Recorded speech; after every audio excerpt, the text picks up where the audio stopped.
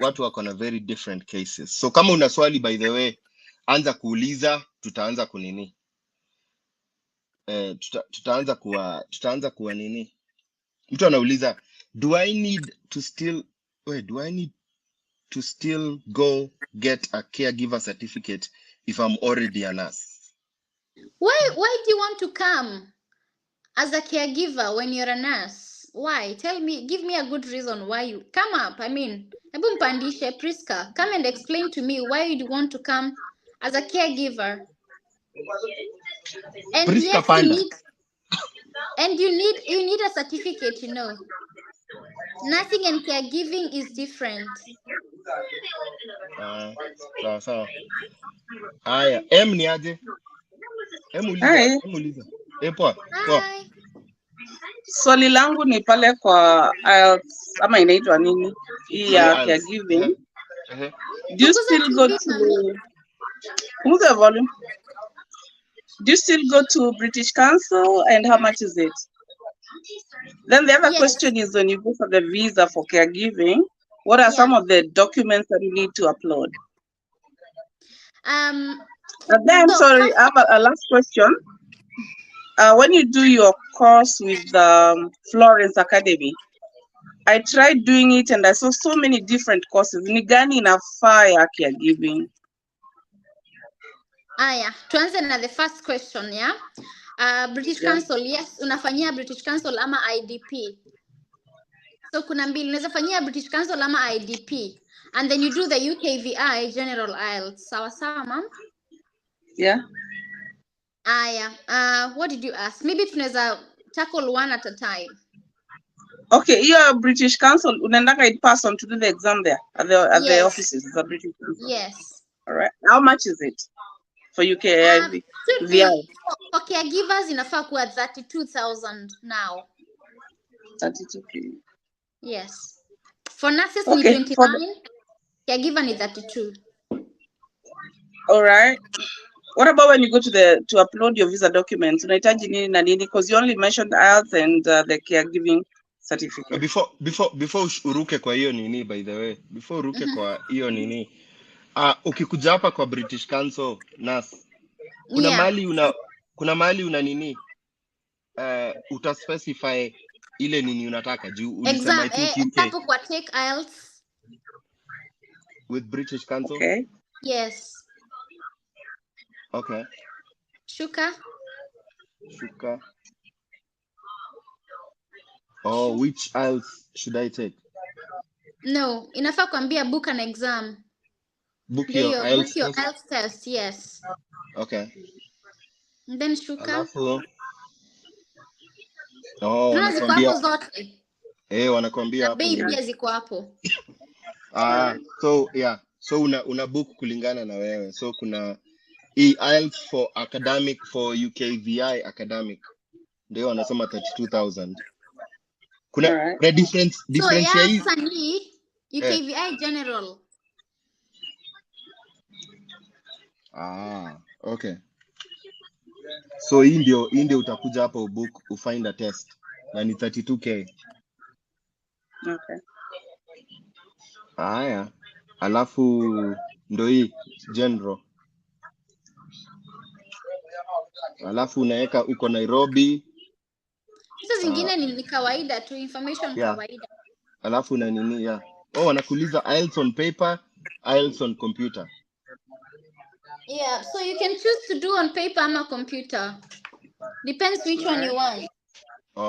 Ukifanya on paper wanakuambia results zinakuja in 13 days. Ukifanya on computer inakuja 3 to 5 days. Alafu wanakuuliza date. Unaona hata sasa tuko June 11. The closest one I think iko 20.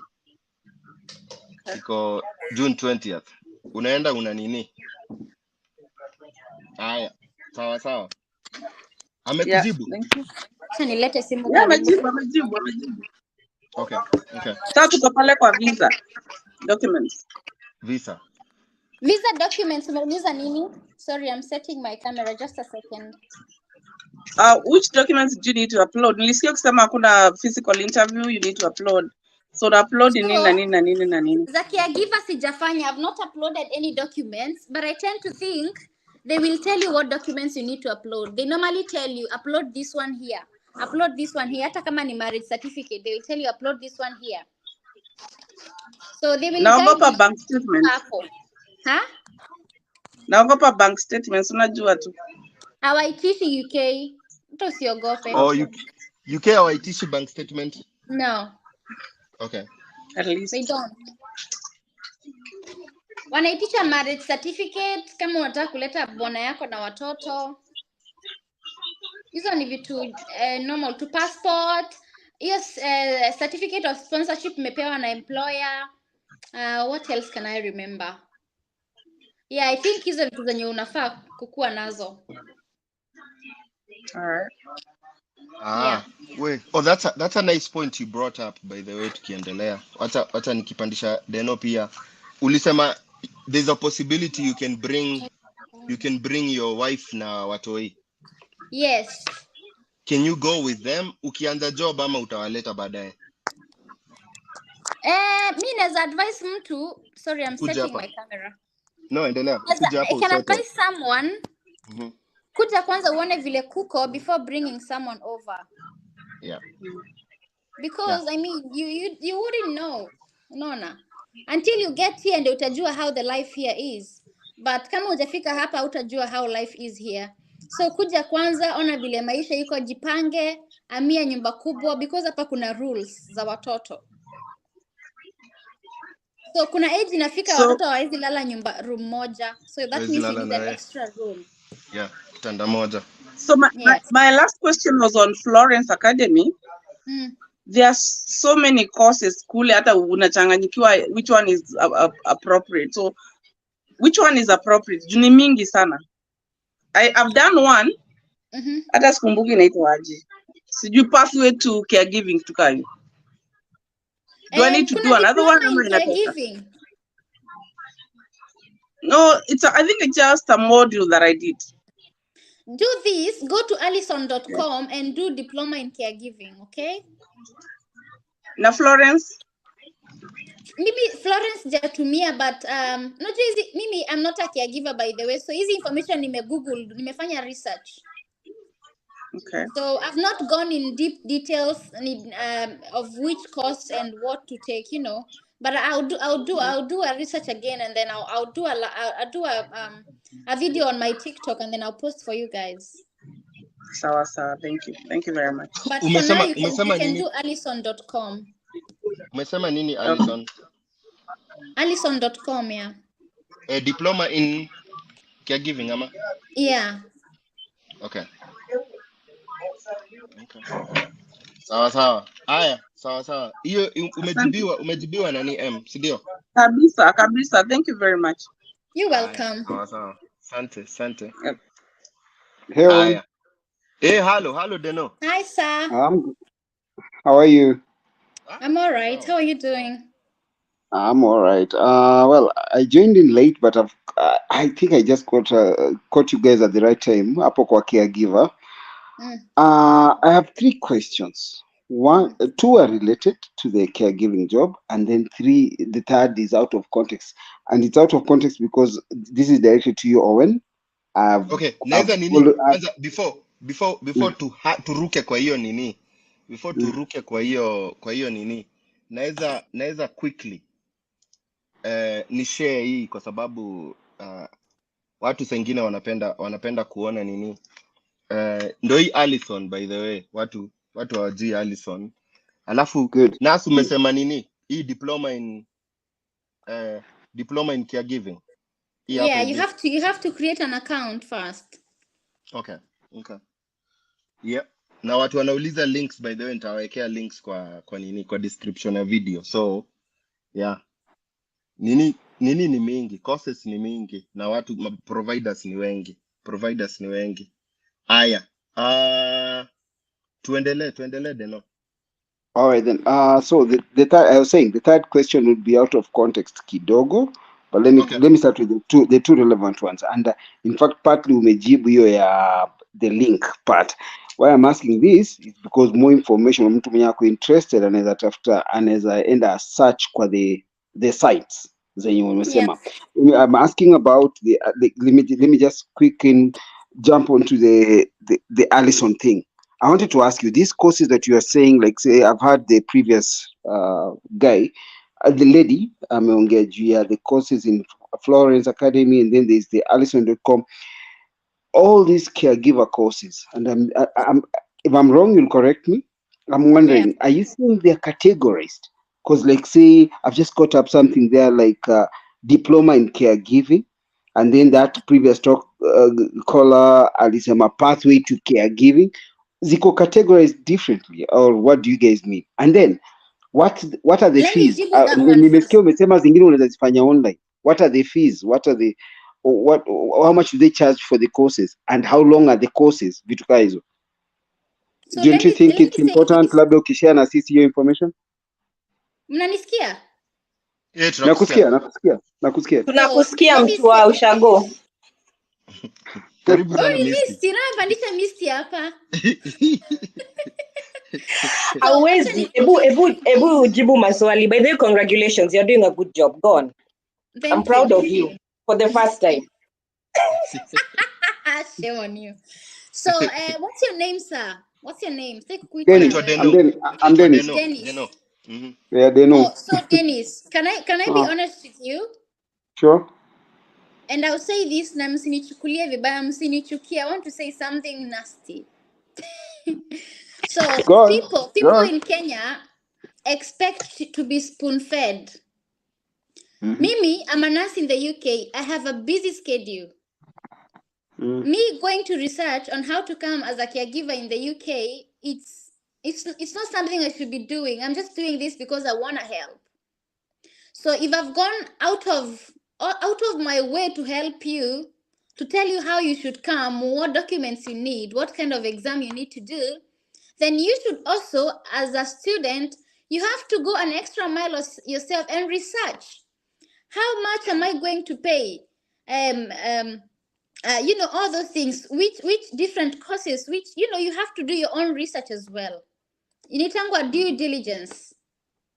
In my own defense, I said I came in late, so I caught you guys. I thought you had actually shared all these things, but it's all right. And I really like the fact that Owen has said he'll post the links there for someone to go and do that research. Personally, in fact, that's what I would advise. You go through the links, do your part. Don't be people need to do their, but I will answer you, okay?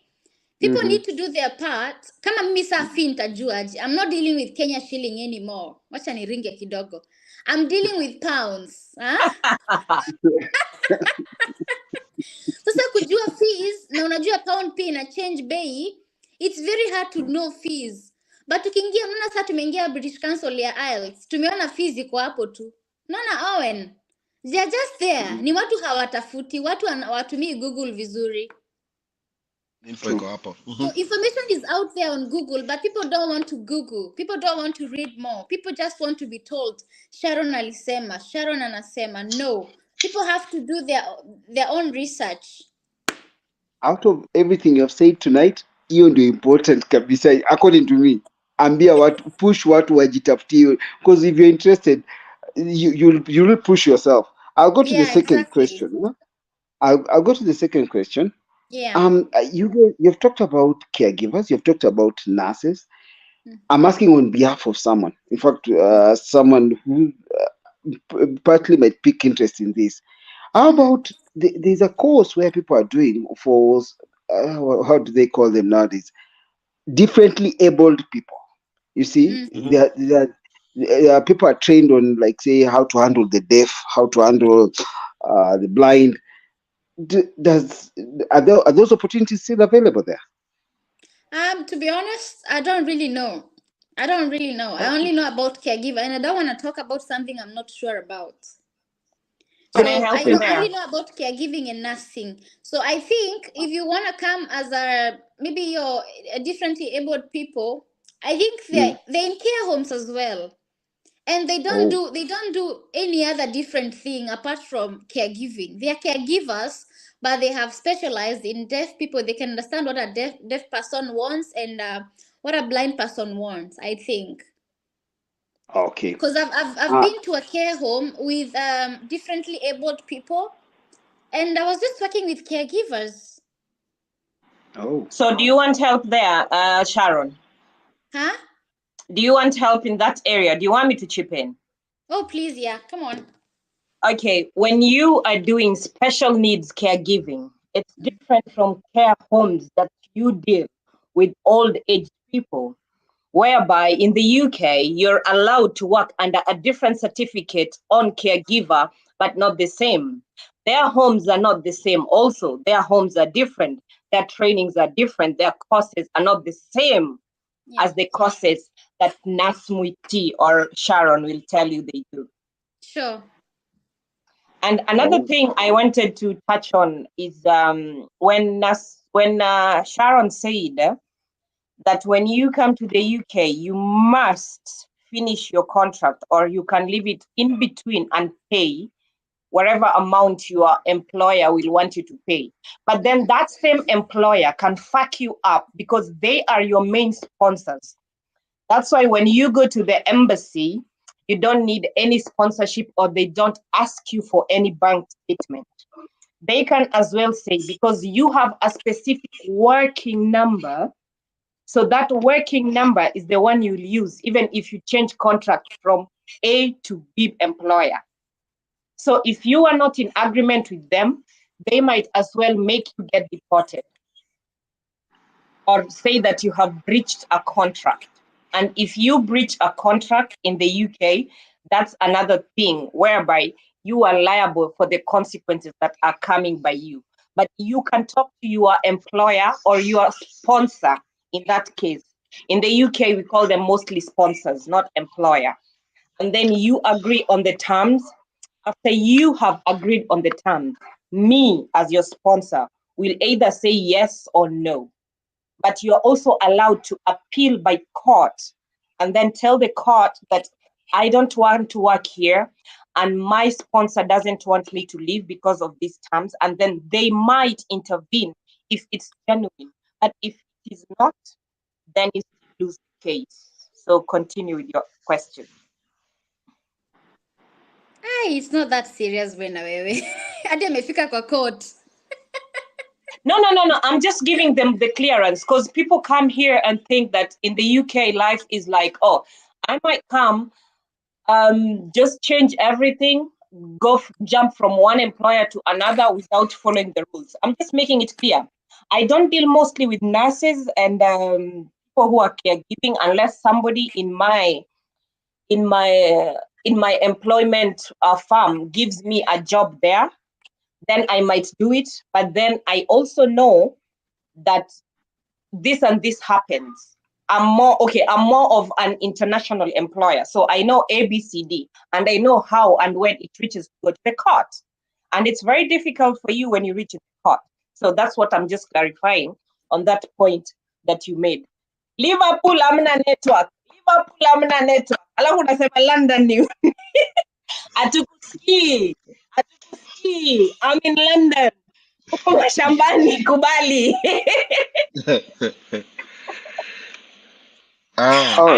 Rudia, endelea na maswali yako, tutajibu yenye tutaweza na inshallah we'll come back and answer yours. Yeah, Owen. Owen. Yeah. I think my last question, because I've been following all your lives. I even posted something to you the other day. You started the Telegram thing. I was that was out of context. I told you my last point or my last question or my last request, I don't know what to call it, would be out of context other than the nursing and the caregiving thing. Would you mind or would you consider bringing in other professions? I think in the next lives, I want to say for my own behalf, I'm an agriculturalist by profession, by training, and even by practice for the last 12 years. And I would want someone in that line.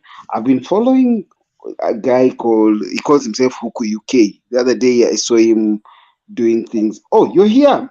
Look at you. The other day I saw you in the farms and what have you. Man, that thing piqued my interest. So, Owen, to you, because I want to give other guys opportunities. I'm really, and I know these are towns, or maybe these are countries that, to some level, they have the agricultural sectors. Maybe if you'd bring in someone who could talk and create opportunities for people like that. And then Huku Yukei, nitakuengage. Sijui wapi lakini somehow. I don't know if it's through email or something. Najua unapata engagement mingi. Kenyan American home. Oh, hapa. Hey, karibu sana maze. Karibu Huku Yukei. Yeah, so you got my question. Hata mimi simjui. I think all these people. I think I'm the oldest person here in UK. Wewe nyamaza. Mnakosaje kujua Timo? Amjui Huku Yukei.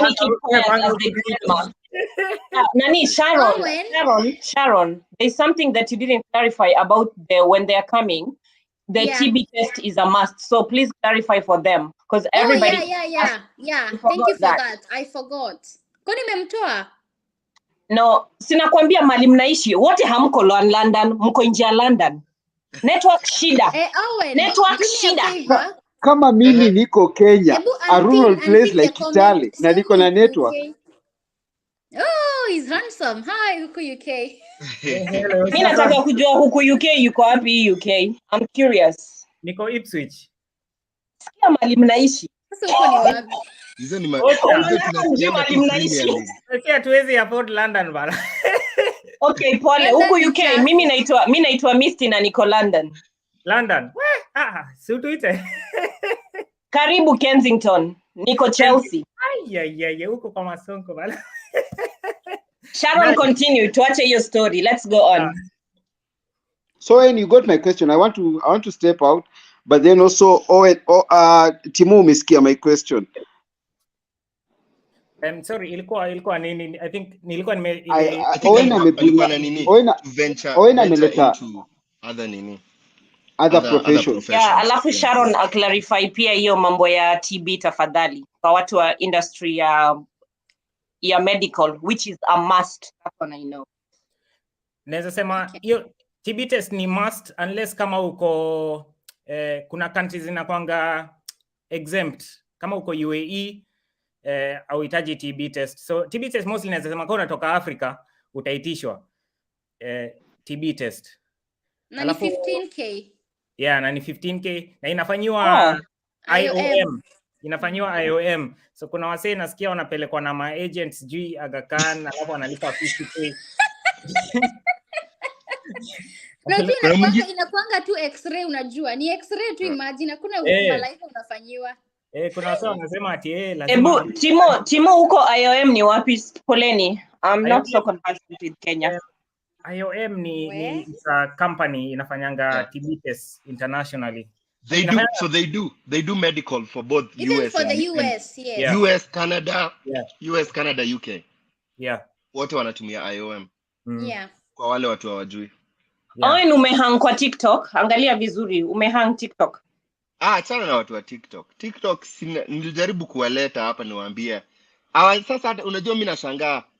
Mimi juu saa ingine kasi siongei wanaona nikaa ninanyamaza. So wanaonika nina nini, niko hapa tu hivi. Niliwaambia kujeni YouTube watu wangu. Hapa ndio tuko sahi kwa panel. Na hii panel ya wazito, by the way, kujeni hapa hivi, the Kenyan American Home. Aki wanaona tu ni kama your mama ring. Mjibiwa maswali za nini za UK. Mbona lakini wasikuje YouTube hata walipi? We are giving free information. I don't understand Kenyans, I swear. I don't know. Thank you. Now I know. Yeah. Thank you very much. Imagine 2 hours wamekuwa hapo about 80 something 100. Wako hapo tu. Hawasikii vile mnasema, wananisikia tu. Alafu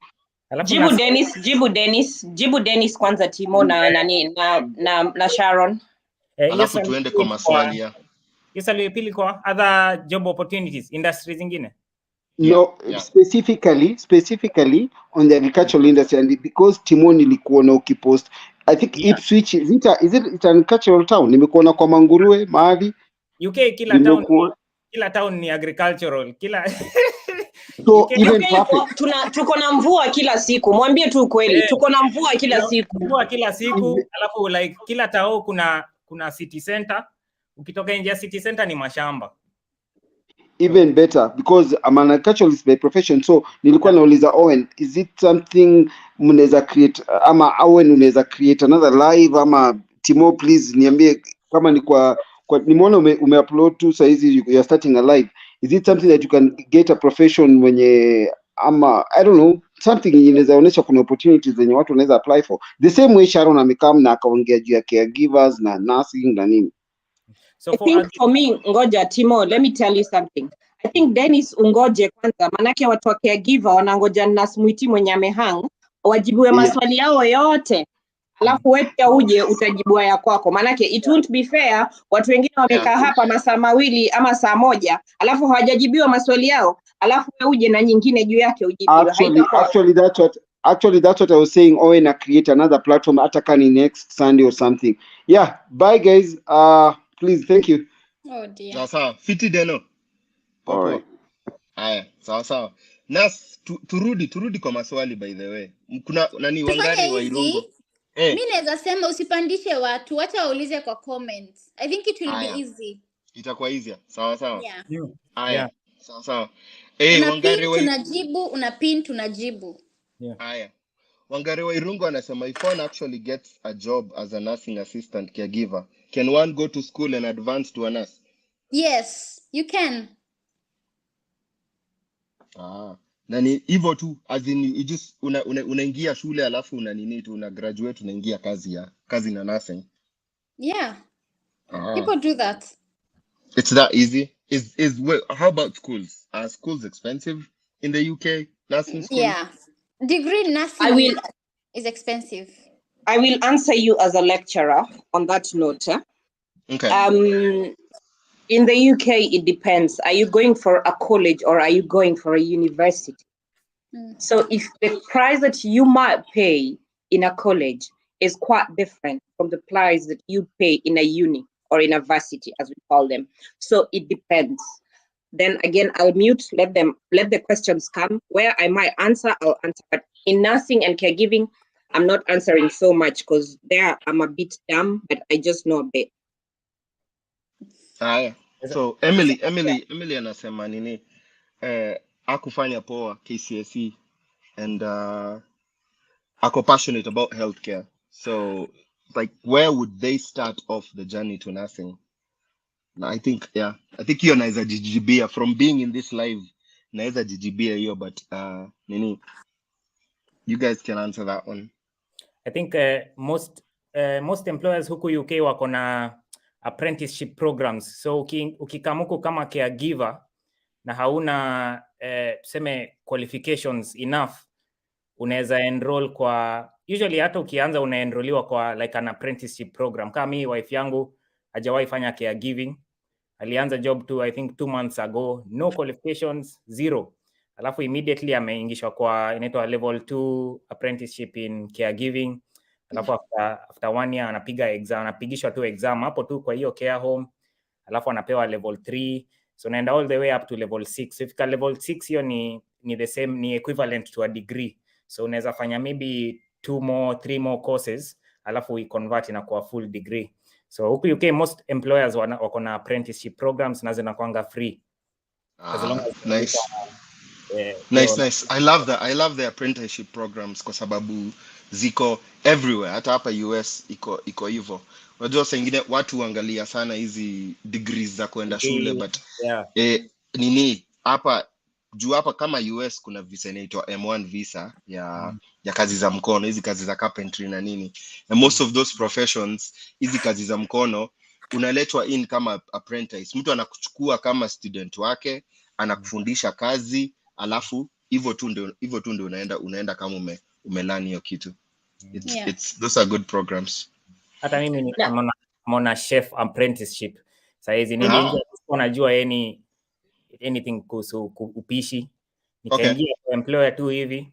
Wakaona huyu jamani kana learn haraka. Wakanianzisha apprenticeship. So nishamaliza level 2, sasa nafanya level 3. Ulikuja na visa gani? Mimi nilikuja na visit visa kwanza. time ya COVID. Nilikuwa nimekuja shughuli, nilikuwa napiga biz. So ilikuwa time ya COVID, ilikuwa hapo 2019 hapo December. COVID ikanipata hapa hivi, lockdown, flights zikafungwa, kila kitu, sikuwa naweza rudi home. So ikabidi tumekaa hapa. Alafu kwa hiyo harakati kulikuwa na like jobs mingi. Watu huku UK walikuwa like wametishiwa sana na COVID. So kila mtu alikuwa home. So most affected industry ilikuwa like restaurant industry. Hawakuwa na workers. Deliveroo, like watu wanataka kulikuwa na supply like demand ya food. So kila mtu ana order food iende home. Ma restaurant chefs hawataki kupika. So mimi nikaambiwa na beshte yangu kuna resto fulani natafuta watu. So nikafika huko hivyo, wakaniambia unaweza anza job, nikaanza job tu hapo. And then kulikuwa na UK government ilikuwa inapeana leeway. So kama COVID imekupata hapa hivi, ulikuwa unaweza kuconvert visa kama umepata job. Wow. So, that was good. Yeah. So kama ulikuwa umepata that is true. UK government inaweza kupatia leeway apply for like a different visa without leaving the UK ama without kutoka kwa visit visa. So hapo sasa ndio nilibahatika nikapenya. Yeah, wow. But sasa hiyo method sasa ni impossible juu COVID imeisha. Yeah. Owen, eka questions za caregiver pekee ndio tujibu. Hizo zingine achana nayo because it will be way easier. As in I think so. Sawa. Kuna mtu alikuwa anauliza nini? Wanalipa aje? Wanalipa pa ama wanalipa per month? Hiyo mimi naweza jibu. Okay, jibu. It depends with your employer. Kuna wenye wanalipa per 2 weeks, wengine per week, wengine per month. It depends. Yeah, but mostly I think mostly caregivers wengi wanalipwa per week kwa sababu you're not stationed in one place. You go from one station to another one if you're in a home. That's what I know with all the homes that are near me where I live.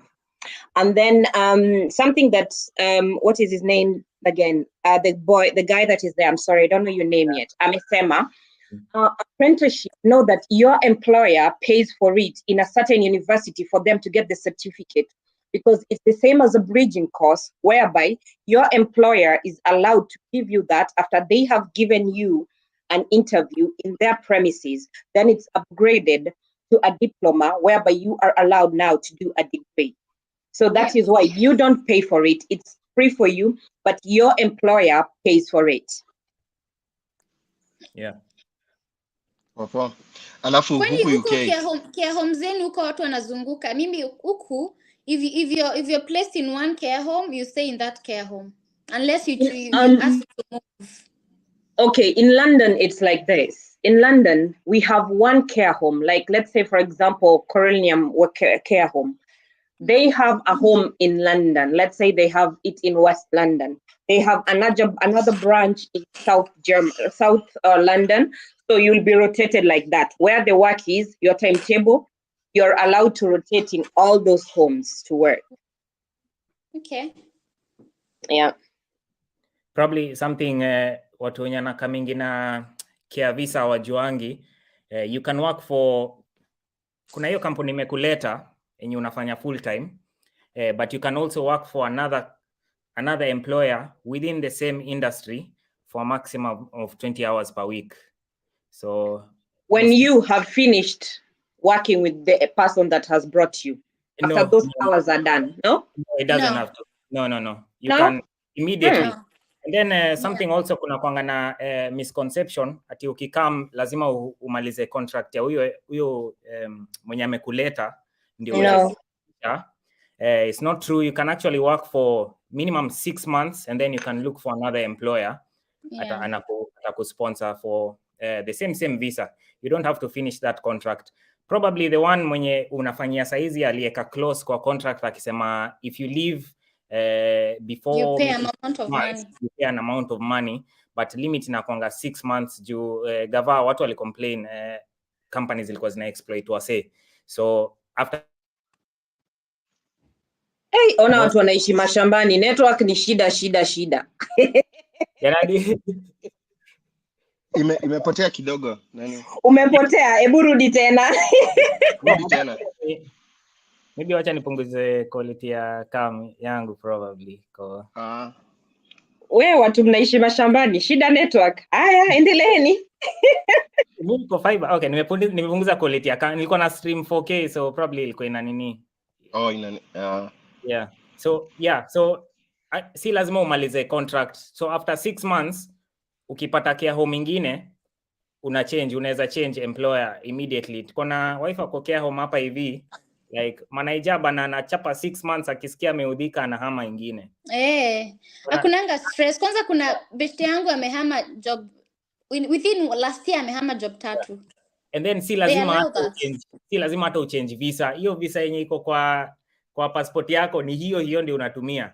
Bora wale employer next amesema tu ya yeye ndo anakusponsor. You don't even have to change the visa kati kutuma passport nini. Hiyo same visa ndio inaendelea. Lakini unasahau kuambia watu kuwa kabla mbadilishane from one employer to another, there is a paperwork that needs to be done. Yes. Which paperwork? I'm not aware. For changing tokanga tu like wakipata job nyingine wanapeana tu. You don't need to do paperwork? No paperwork. No paperwork. Oh, okay. Aya, jibuni hiyo ingine. Nani Nurse Mwiti na nani jibu hiyo. Florence ni kama uko UK already ama hiyo ni huku UK alikuwa amesema hiyo comment. Hiyo Florence, hiyo app kuna mwenye alikuwa anafanya hiyo app, mostly ni inawaka kama already uko huku UK. So ni app ya traveling nurses, ya agency nurses. So Florence yenyewe ni agency. So unapata jobs za caregiving hapo, inaingia kama notification, kuna jobs hapa karibu, ni kama Uber ya jobs za nursing. No, there's a friend of mine amefanya hizo course, ako Kenya, amefanya hiyo course na Florence. No, ayuko Kenya, ako Saudi. Nilimwambia aanze kufanya hiyo course ya Florence, akafanya. Imagine alipigiwa. We have a job for international caregivers. Are you available? Akina imagine haezi toka Gulf.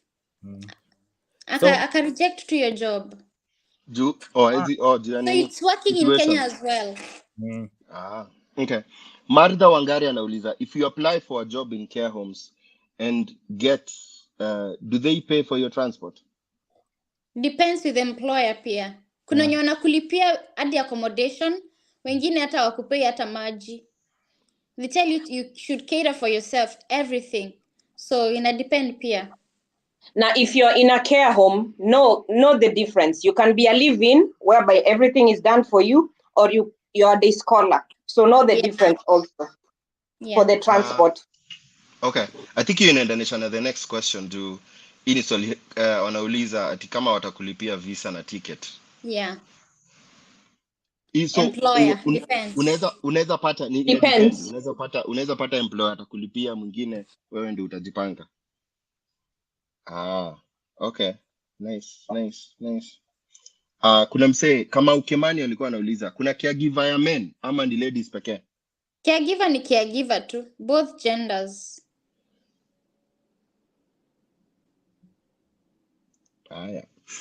Denomaina anauliza, kama uko Gulf, is it a must uwe na TB test? Gulf si lazima. Gulf ni exempt. Kama uko Gulf, TB test inakuwa exempt. But let me ask you, are they citizens in Gulf? You can never be a citizen in Gulf. Never in your life. Hata ufanye uko business utoe millions and millions and millions. You can never. Nimefanya nao kazi. You can never be a citizen. They will only give you maximum residency. You will never be a citizen in the Gulf. Unless kama we ni long distance runner Kipchoge, then wana offer citizen. Kuna time aliofariwa citizenship na 300M ku. Huyo ni kwa sababu ni mtu they are poaching out to come and benefit their country. Lakini wewe umekuja hata invest zillions of billions of money. Never. Alafu pia you clarify about the COS. Tafadhali. Clarify about the COS. COS. Mimi ama Nurse Mwiti. No, all of the both of you clarify about COS, because you need a COS certificate to work in the UK as a nurse or a caregiver. So clarify about that. Yes, COS, they offer you like during your initial stages. Sasa umemaliza interviews, wameona uko suitable. So wanatumia COS. Hiyo sasa ndio unatumia kuapply for your visa. So ukiapply tu, niko na someone aliapply tu caregiver visa bila any COS. So akaulizwa who is your employer sponsoring you? Hakukuwa na COS, so ikarejectiwa. So hiyo ni COS ni kwa watu hawashikanishi. COS ni nini? Certificate of sponsorship. Certificate of sponsorship, yeah. Certificate of sponsorship. So ni basically ni document tu inasema from employer mwenye anakutaka, inasema tuna sponsor huyu jamaa akuje UK atufanyie kazi. So visa yake si ndio tuta take care of their visa, si ndio tuta support visa yake. So ni kama mtu anakutumia ndio visa yako rejectiwe, yeah. Oh, favorite Haron, is that you? So favorite Haron nimempandisha kwa alikuwa anasema ametumia Allison online courses na amepitia process. Haron sema tusikie. Kwa Shakahola. Wewe Sharon unasema Shakahola, huko ni wapi? Kwa sababu kila saa nimesikia ukisema Shakahola, huko ni wapi? I'll tell you later. Sema favorite Haron. Yeah, concerning the Allison courses, yeah. Okay. I've gone through the Allison courses, and the charges are a little bit fair as compared to other online courses I've been going through. So in Allison right now, according to the care nurses, caregiving, they're charging around 2,500 to 3,000, but sometimes on a weekend they give offers. So offer come Fridays. Like if you can do a course over the week, then the offer comes on Friday. That's when maybe you can purchase your certificates. By that time, the certificates are around 2,000. Yeah, but initially they charge around 3,500 to 6,000 in a normal rate. And some courses for the caregiving, mostly it takes hours. There are some are taking, like in diploma in caregiving, it's taking around 3 to 4 hours maximum. So it's just a day course, and you have the certificate. Okay. Yeah. So for those who are asking about the certificate, in a little bit cheaper, and the process is very, very, very easy. And also it's timing. Timing also is very favorable.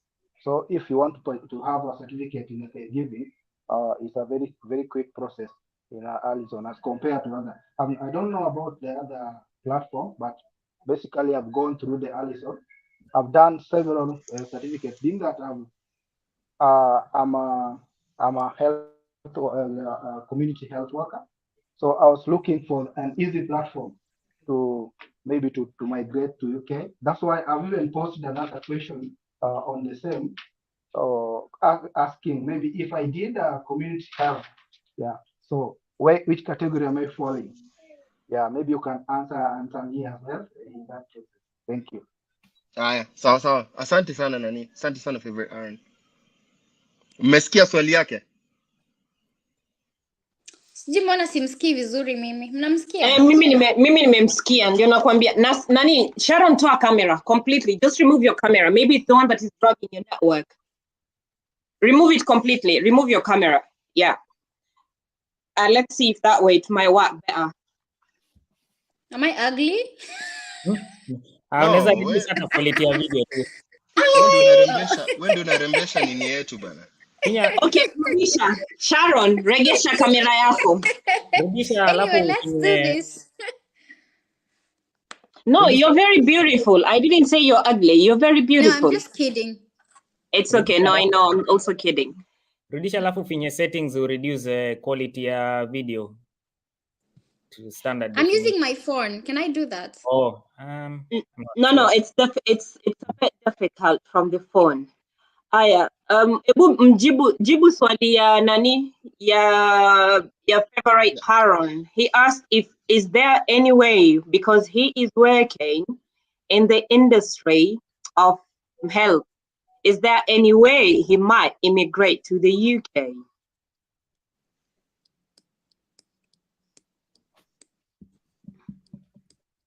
Huyu nani, huyu amevaa kofia, I swear I don't know your name. Can you answer that question? I'm in a position of answering. Okay, please do answer. Swali yake iko wapi? No, he just spoke. He just made it verbal. He just made it verbal.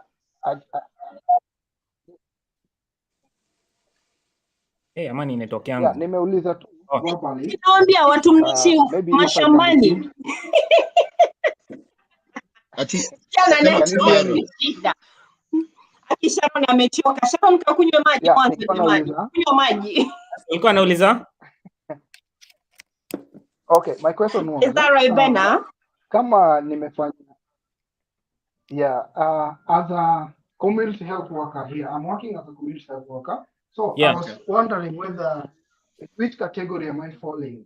Maybe if I want to migrate to Canada, to maybe community health worker. So community health worker. You need health where care am I bado. falling? Can I apply as a You need health care bado. Care worker visa. So, kama iko na jina health ni health care. So ni same process. So community care worker probably sasa ukiapply unafaa like kwa CV ufanye isound ni kama inaingia side ya care home. Uifanye ikuwe relatable na care home. Una nini? Kuna vile una nini kama unaona ni kama unaochanga window. Unaweza kuwa engineer vile una phrase hiyo nini yako. Una craft inaingiana na ile kitu unafanya. Una twist kiasi inakuwa relatable na care home. So kama kwa care home, community care worker inaweza ingia sekta ya mental health care worker. I see. So kuna kuanga na jobs za mental health kama mental health nurse ama mental health care worker.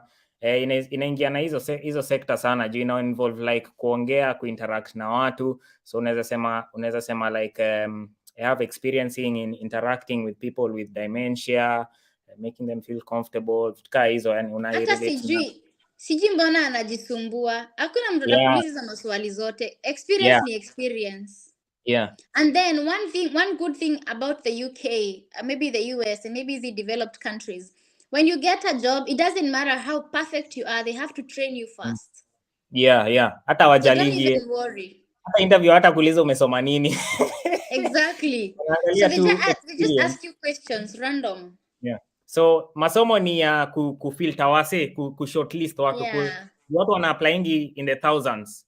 So wanatumia like excuses ya lesenio number. So wanasema okay masomo, and then number imepunguka by half, and then wanasema 2 years experience, and number imepunguka. English exam number ipunguka, inabaki watu kama 200. Alafu sasa ndio unaanza kujitetea sasa verbally. So story ya education wanatupilia kando, sasa inaanza saa mambo za kujitetea like verbally, like experience, kujiexpress yani, like unatoa hiyo personality yako, yani unaonyesha personality yako vile ita blend in na hiyo company culture yao kaa hizo. Alafu hapo tu saa ndio inaendelea. Fiti. That's nice. Thank you for the information. Benson, thank you for the information. I ain't no dictator. So if you think I'm a dictator, no. I'm contributing to the things I know that you don't know, that you're here to learn. Thank you. Continue. Kibodorious wako hivyo. Velma B anauliza, if one has a certificate in nurse aid, is it okay as for is it okay for the caregiving jobs? Because you only mentioned certificate in caregiving.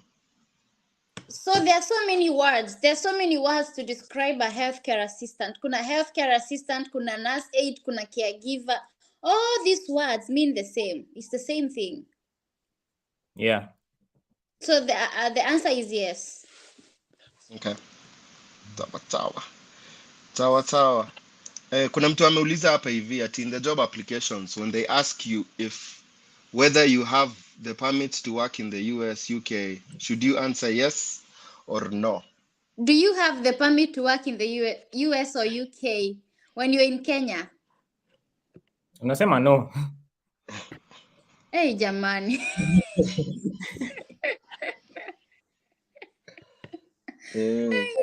Ukidanganya watakupata tu, watakwambia oh, so in the UK kama una permit ya. Kama kuna kitu mbaya ni kudanganya wallahi. They hate lies. Danganya by the way. Danganya huwezi pata kazi anywhere.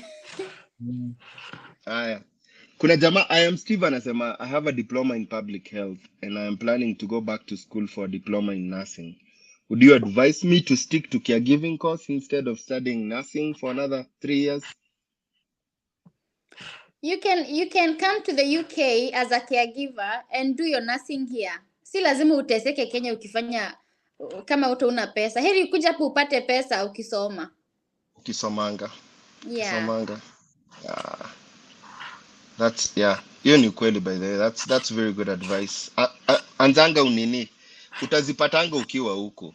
Yeah. Hata unaweza fika huko uone hata hakuna haja kusoma. You might venture in another thing that is giving you more money. There are so many things to do apart from nursing. Apart from nursing, ukweli. Hata anaweza kuja huko by the apate kazi ya public health. Who knows? So public health, NHS ina recruiting watu wa public health sana. Yeah. NHS ni National Hospital Services. Ni kama government hospital. Haya. Kuna msi ask me things anauliza. Lazima mtu aambie home office when changing employers. Siwa unaambia ni employer. Employer ndio anaambia home office, Sharon hayuko na sisi tena. So you're given 3 months to get another job. If you don't get, well, they don't follow up, but wakikupata unarudishwa. Yeah, by the way, you're right. If they get you, they might. And also they might fuck up your life and take you to immigration, just like that, to disappoint you. Do you know what employers do to disappoint people? When they know you're leaving, watakutafutia kama kosa kadogo, they will suspend you. They will be paying you as they do the investigation. And then zile makosa kidogo zingine umekuwa ukifanya umeandikia maybe incidents or something. They will accumulate and they will sack you. Imagine you've been sacked, getting another job in 3 months. Oh, it will be difficult. Again, I can tell Sharon, I can also tell you this. When you're in the UK, the nursing don't pay so well. So you can as well go to Australia and apply and do their courses. They pay way better than the UK. 100 times. I've got people. But you can't live in the UK without a job as much as you're applying in another country. No, I know. You apply before your 2 years contract ends, because I know from Kenya, they give you the 2 years contract first when your employer you're coming in, before they change your paperwork. That's what they do. But when you are here, when those 2 or 3 years have not elapsed, you are allowed to apply for work in Australia as a Commonwealth country or Canada, whereby they pay more better than here in the UK. Yeah. Sure. Mnaambiwa nini? Hutotusoda. Hebu tusikie huyu ati Owen sasa huyu ameandika nini? Hebu soma hiyo swali. Anasema hutotusoda mnakunywanga kwa show huku Kenya. Hakuna. Mimi nakunywa kombucha by the way, watu wanasema ni soda. si pombe, ni kombucha. Alafu Sharon is taking Ribena. The rest you can't see. Nilikuwa nakunywa maji lakini imeisha. Oh, it's cranberry. Oh, that's too healthy. Mimi nakunywa kila kitu. Ndio hii hapa mtungi ya maji. Hiyo ni nini? Niko na kahawa. Yaani tuko set hapa hivi. Uhydrate, lazima uhydrate. Kenya, we are only tasting water. Next question. Diana, let me tell you something. In the UK, you omit T's when they are in the middle of the sentences. Like my name is May instead of mistake. But I say my name in the American format is mistake. Mimi naongeanga na Kenyan accent, wanafikiria mimi ni Mjamaica, so mimi husema tu Jamaican, yeah, Jamaican. Yeah, man. Me, they normally say I'm Indian. They say I'm Indian. Oi. Ati, are you Indian? I say, yeah, I'm Indian. Patai. Haya, hebu jibuni Lois. Lois is asking, hii English exam to anaweza soma online. Yes, but exams must be at the British Council. No, kusoma anaweza soma online, YouTube, everywhere. That's what I've just said, but the exams is not applicable online. You must go to the British Council, in any place you are in. Yeah, kufanya yes, British Council, but kusoma anaweza soma anyway, YouTube, online, anywhere. Wait, nani, by the way, umse ameuliza swali tena. Tulikujibu no. Kama una permit ni no. Usiseme kama una permit utasema aje yes uko na permit na una permit. Wewe mwenyewe unajijua. Kama uko na permit unasema yes. Kama una permit unasema no. Wacha nimpe an easy answer. Mtu ako na permit anatoka UK akiingia kama nyumba yake.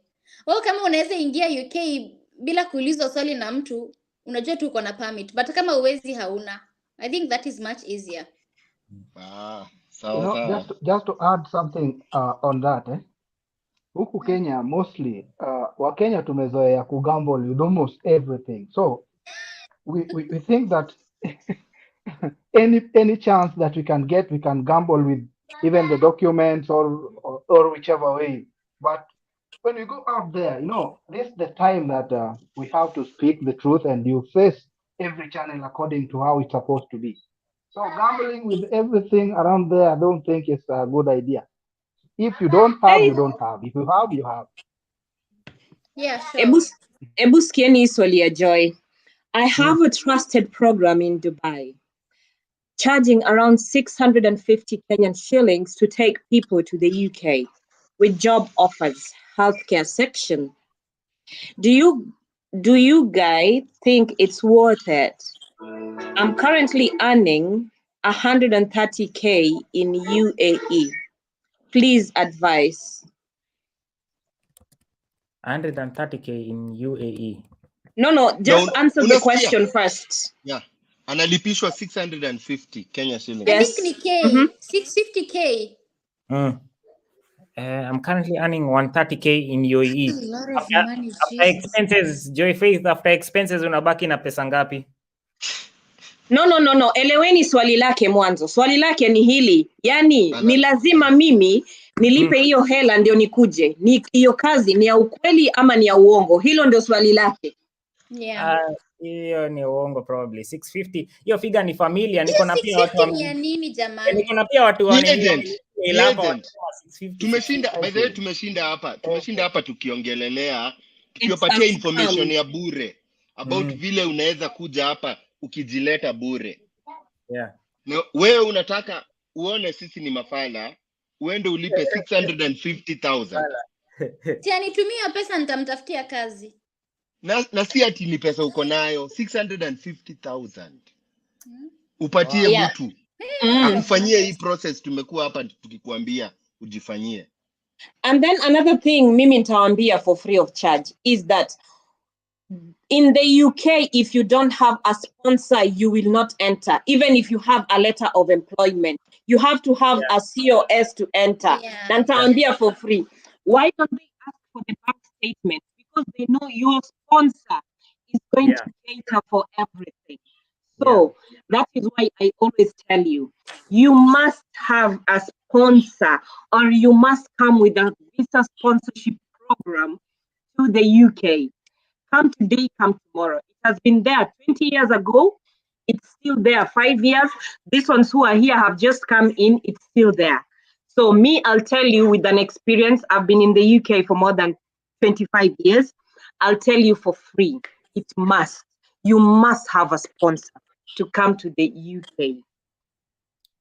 Yeah. And I've lived in London for all those years. So. Oh, shut up. I'm just rubbing it in. Alafu kuna hiyo part ya pili ya swali. Nani, I think huku UK ulikuwa unauliza. 130. Ati kama analipwa 130k UAE. Well, kama I hiyo think alikuwa anataka kumaanisha anaitishwa 650k na analipwa 130k. Like it's you know, it's so hard to save. Yeah, ni hard. That was she meant. Yeah. So Yeah, I don't but think it's again, worth it. mkumbusheni kitu kimoja. UK kuna weekly taxes ambazo watu wengi hawajui. UK kuna weekly taxes na monthly taxes na quarterly annually taxes na annual taxes. So UK is expensive, not cheap as you people think. Housing only, when you live inside, where I live, it's expensive. Definitely London is expensive, but outside it might be a bit cheaper. But where I live, it's expensive. But still outside, it's also expensive. You need to share. Most of the people share to fit in. Okay, so before you stabilize the two lady and gentlemen, which I might call my son and my daughter, they can tell you that sharing is more cheap than living alone. Hapo kwa weekly taxes, I'm not sure which ones, unless kama unafanya kwa agency unalipwa weekly, but kama unafanya salary inalipa monthly, then tax ni hiyo moja tu end of the month.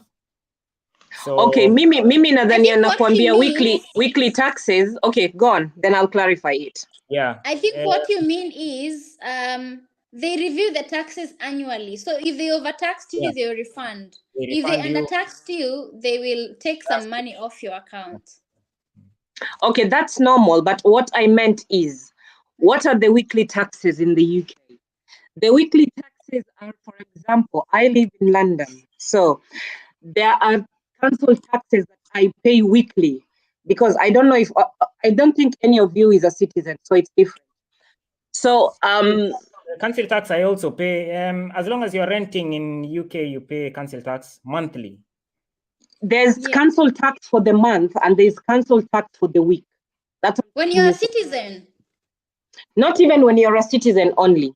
There are some things that you need. Okay, let me give you an example. I've got kids, okay? Mm-hmm. For my twins, there is also the children money that they pay. That is not even supposed to be here. Let's talk about something else. Okay. How does the weekly tax come in? The weekly tax come in according to the collection of your area, if they're doing collection for the garbages and etc. So that's how come it comes in weekly.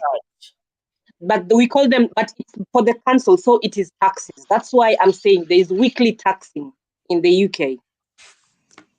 You can Google that. I think probably the terms ni ina confuse. I'd call it a service charge. I think hata Kenya pia kama unaishi Jackie, utalipa pesa ya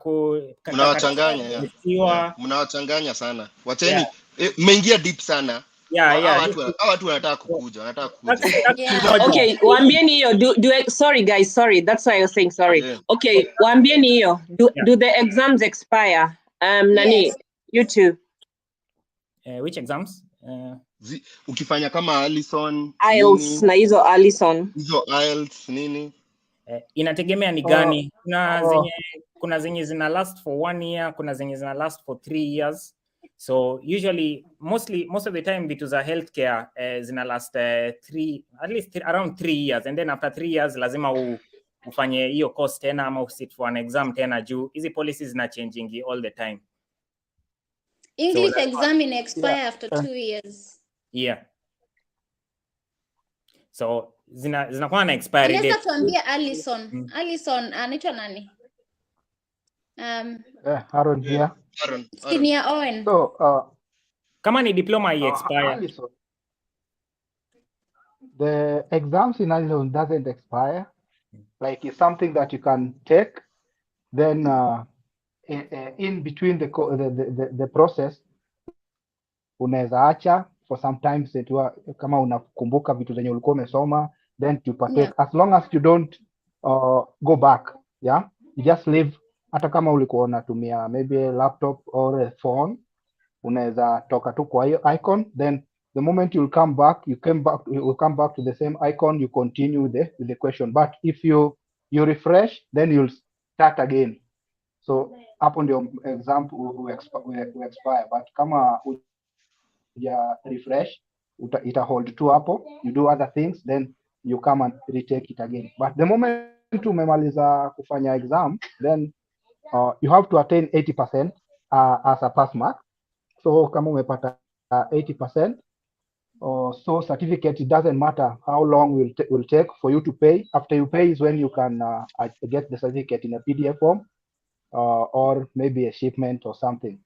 But hiyo ukishafanya exam ukapita, certificate I expire, it can stay in the site as long as you want. Yeah. Oh, okay. Now, naweza kawambia for free, the American exams, which is called the TOEFL or the TOEFL, they expire after 1 year. That one who's asking there, I think I've answered you. And my twins are 14 years, yeah. Yeah. Petronila Omuya anasema, what if kuna mtu anataka kunileta but ana demand 500 pounds, then after 3 months anakuleta on what visa? If it's a dependent visa, kama ni dependent mi naweza lipa. Hiyo nalipa mbaya sana. Sharon, umesema kama ni dependent ni sponsor wako unamlipa haraka sana. Hiyo unaharakisha, hata uchukue loan, bora ikuwe legit. Aya, sawa. Visiting visa hapa. How can they be dependent yet they're in Kenya? So how can they, is it that possible? Like someone is in Kenya and they want to be dependent in the UK. Kuna fiancé, kuna visa inaitwa fiancé visa. Ni hiyo dependent ya. Kama na let's say huyo mtu basi ana mke wake huku UK, alafu wewe utakuja vipi? Na huko na wewe si mtoto. Utakuja. Hawezi. Aya, mjibuni huyo na waombeni. Mjibu huyo. Nani? Aya, Amunga Isaac anauliza, kindly elaborate on the experience part in respect to jobs in UK with work permit visa. There are job seekers who have no relevant experience, or the experience they have is not There are job seekers who have no relevant experience, or the experience they have is not enough. Anauliza hiyo kama swali. Those are 3 questions. Even those are 4 questions actually in one. So okay, Sharon answer. Sharon answer. Ama nani Mkenya? Anasema Mkenya UK. Anasema what if mtu akona masomo lakini hana job experience ya hiyo masomo, ama akona experience ya something totally different na kile amesomea, mtu kama huyo anafanya aje? I will tell you for free. In the UK, your education might be irrelevant to the type of work you're doing. Like you might have gone to a school like an accountant, come in the UK and work as a nurse. It doesn't matter. As long as you show that you're motivated, you can work there, you have the heart, and you are responsible, you are punctual and flexible, then you can work in the UK in any field. Your expertise doesn't matter as long as it's not a specific or a patterned type of job. Mwache kudharau nurses. Yep. Huwezi toka Kenya tunakuja kuwa kama nurse. Hivyo kama hujasoma nurse, mwachane na sisi kabisa. Just leave us alone. Mkenya UK jibu na wewe ulikuwa unasemaje? Kuna huyo mwenye anasema hajasoma. So kuna sekta fulani, kuna job fulani watu wanakuanga wameignore sana huku UK, na ni job ya British Army. So hiyo ndio the employer enye inachukua like Kenyans like direct. Although wanakuanga na limit, I think inakuanga around probably around 500 people every year. But wanachukuanga. How can you apply that? Let me tell you for free about the British Army. Yeah. Okay, this is one condition that the British Army puts. You must have a host in the UK for you to get to work as a British Army. That is one. That's easy, and then 2, listen. 2, a British Army, at the moment, they are not taking anybody from the Commonwealth country until further notice. Okay, so on top of that, I have 2 people from Kenya wamekuja last month. British Army ndio imewaleta. Wow. Na host wamepata wapi host? host hawezi kosa. Host hawezi kosa. Okay, then kama wamepata host then it's okay, but they were not. Job ikijileta hivi. Host hawezi kosa. Host Huambiaga watu. Host hawezi kosa. Host is Ati na vile watu wamekosa nini? Wamekosa host wa nini? Wa green card wengi. Ai walete. Kuna mwenye anatafuta. Mimi umeshinda green card na hauna host kuja. Watu wako willing. Mtu akiniambia nimepata job ndio hii na nitumie evidence job nimepata. Mimi nitakuhost. Kwanza za green card. Mimi siwezi kukuhost kwa sababu mimi nitakwambia kitu moja. Siwezi kukuhost kwa sababu niko gated community. Na kwetu kabla ukuje uingie, you have to register 1 month before. Mwandani wako huyo amekuwa akuregister ndio ukuje uingie hapa kwetu. Hey, Misty, hebu ni register. Okay, huku kwingine huku Ocha huku Yukei hakuna. Wewe nani Sharon nimekwambia I'll bring you to London to a place that you've never come to. I'll bring you to London to a place that you've never come to. Wachana huko unaenda mali watu wanaokota makaratasi. Sema hivi, for most people who are coming to UK nani huyo Mkenya UK, I have a question for you. How wamekuja British Army, when did they apply? They applied in September last year.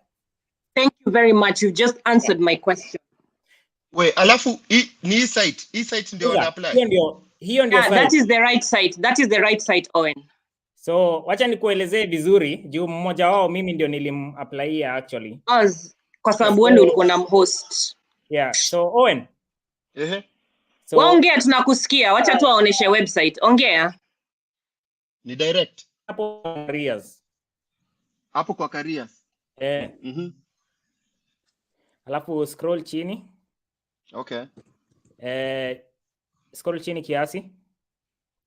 Tafuta link ya scroll juu kiasi.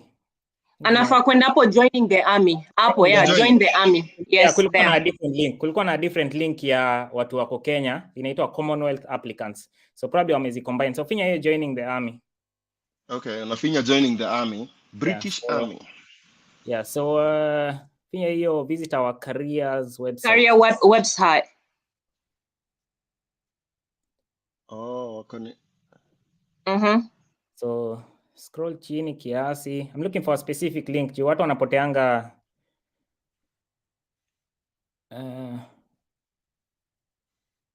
scroll tu chini. Unatafuta hiyo ya nini? Lakini mjue if you want to join an army that is easy yenye hawaangalii kitu yoyote, enda for French Legion. French Legion hawaangalii. Wacha kwanza tumalize hii. So nimerudi back. Ni hapa. Ndio hiyo hapo. Ni hapa nimerudi back. Nilikuwa nimeiona. Non-UK national. Non-UK national requirements ndio hizo hapo hivyo. So hizi requirements wameweka so national, kuna hiyo link hapo juu imeandikwa nationality and Commonwealth. Hii hapa. Yeah. Yes. Okay.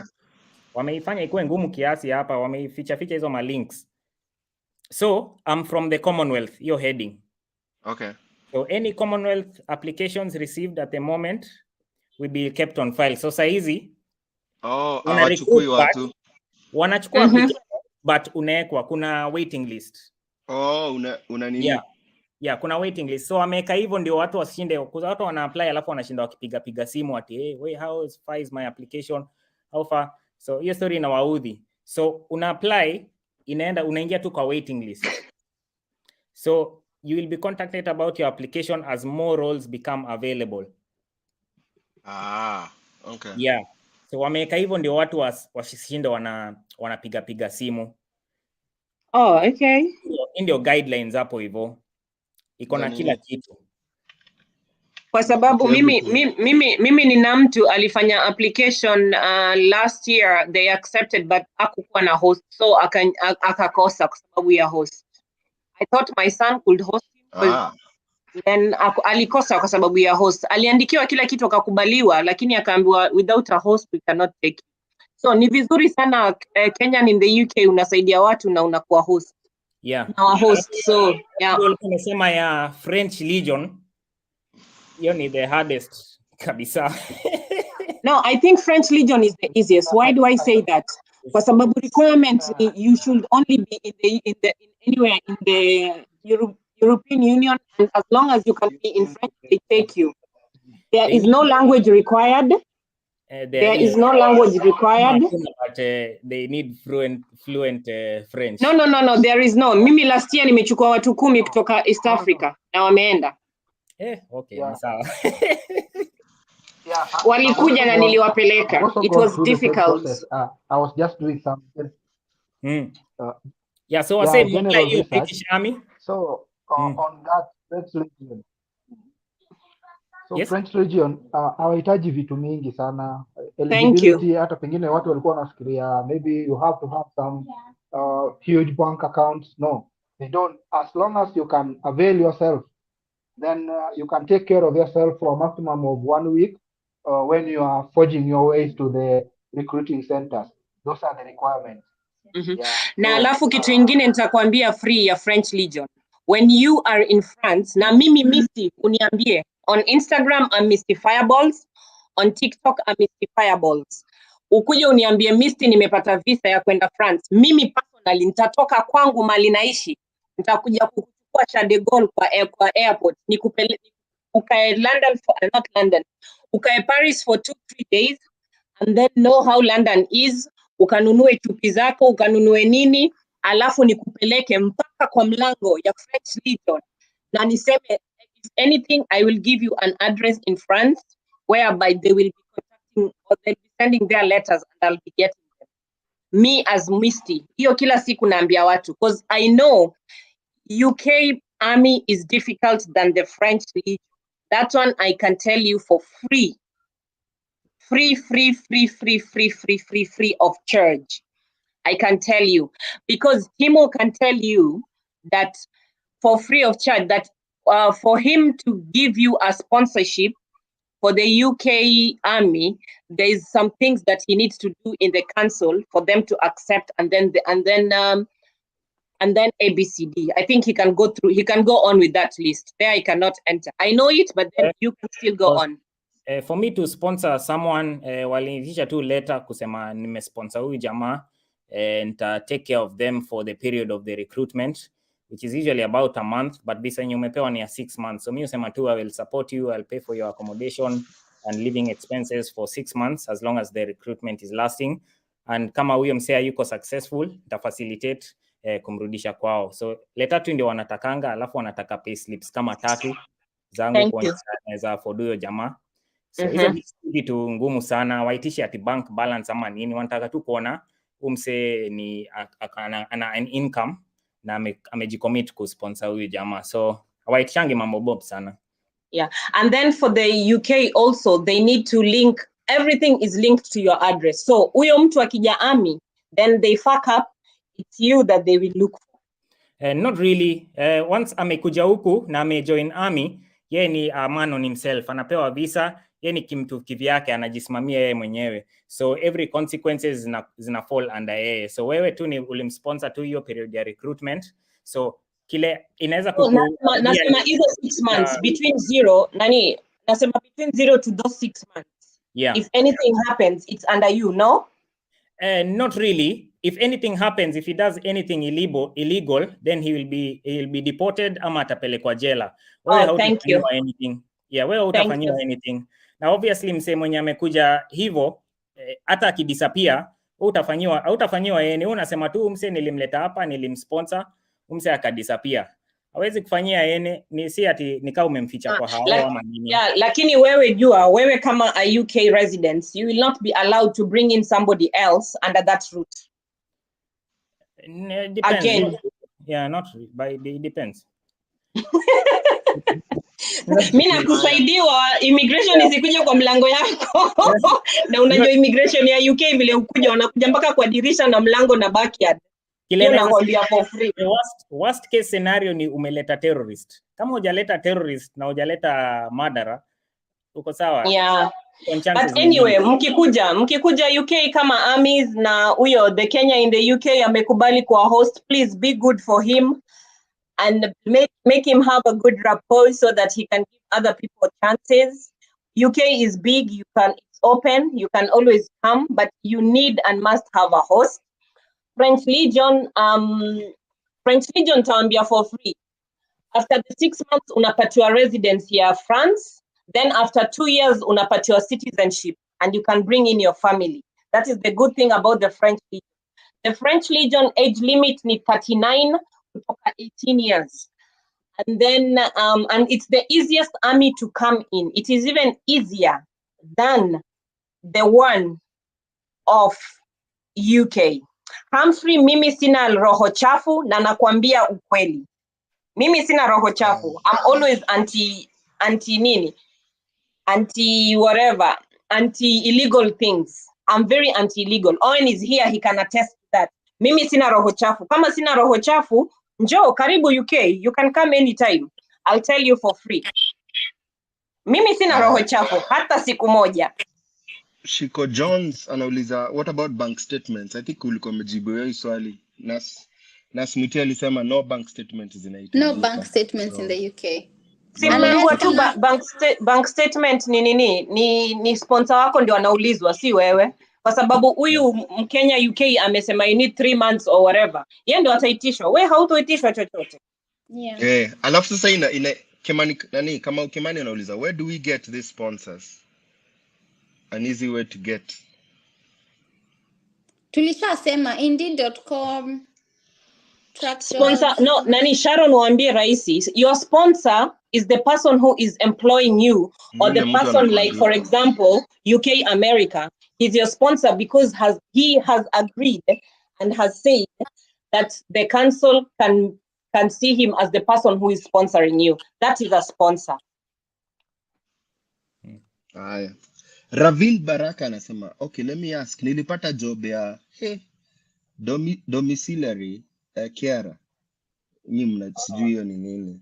And I have mpaka hiyo ni live in. Okay. And I have mpaka visa. Nikifika UK naweza change sponsor nitafute job kwa care home. Traveling next month. Wow. First of all, congratulations. Sharon mjibu hiyo. I think you can change as long as you have a tier 2, you can change a job anytime. At least after miezi 6. Yeah. Yeah, ndio. Unajua hizi domiciliary jobs zinasumbua sana, watu wanasumbuliwa. At least after miezi 6 ndio usichome. Ravin, after 6 months you're good to go, darling. Na nitamwambia huyu, Nurse Mwiti, sweetheart, unapotea kila saa. What is happening to you? What is happening to your network? Now, Humphrey nitakwambia for free. Humphrey Ontieno Wanga, I'm back to you again. I was not born either in the UK. I was born in the US. So the information I'm giving you here is for free. And I don't need it. Gibson, Timo anasema nini? Gibson anakuongelesha Timo. I'm coming to the UK on the 15th of this month. Thank you, Vuva. Thank you. Nurse Mwiti anasumbuliwa na network. I pray what happened to you happened to me. Unless pandemic ingine itokee.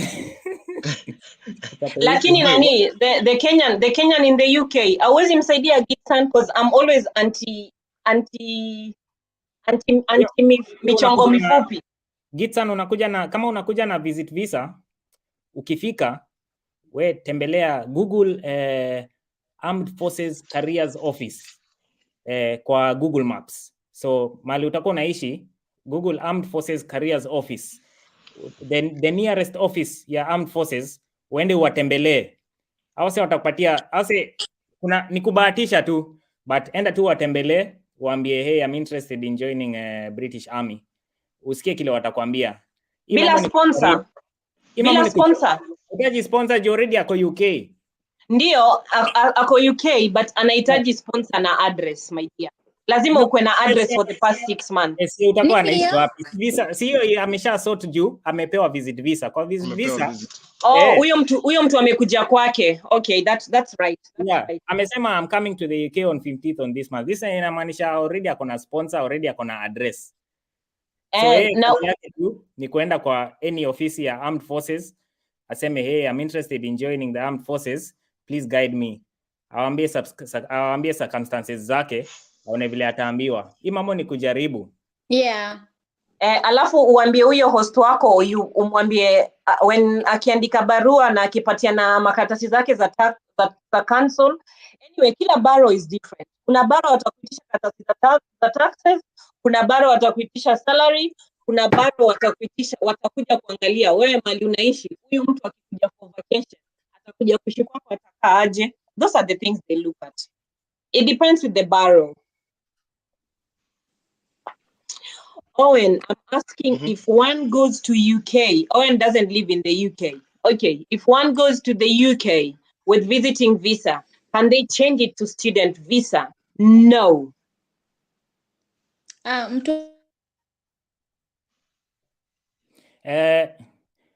Always acha niongezee hapo. Yeah, no, you can't change it.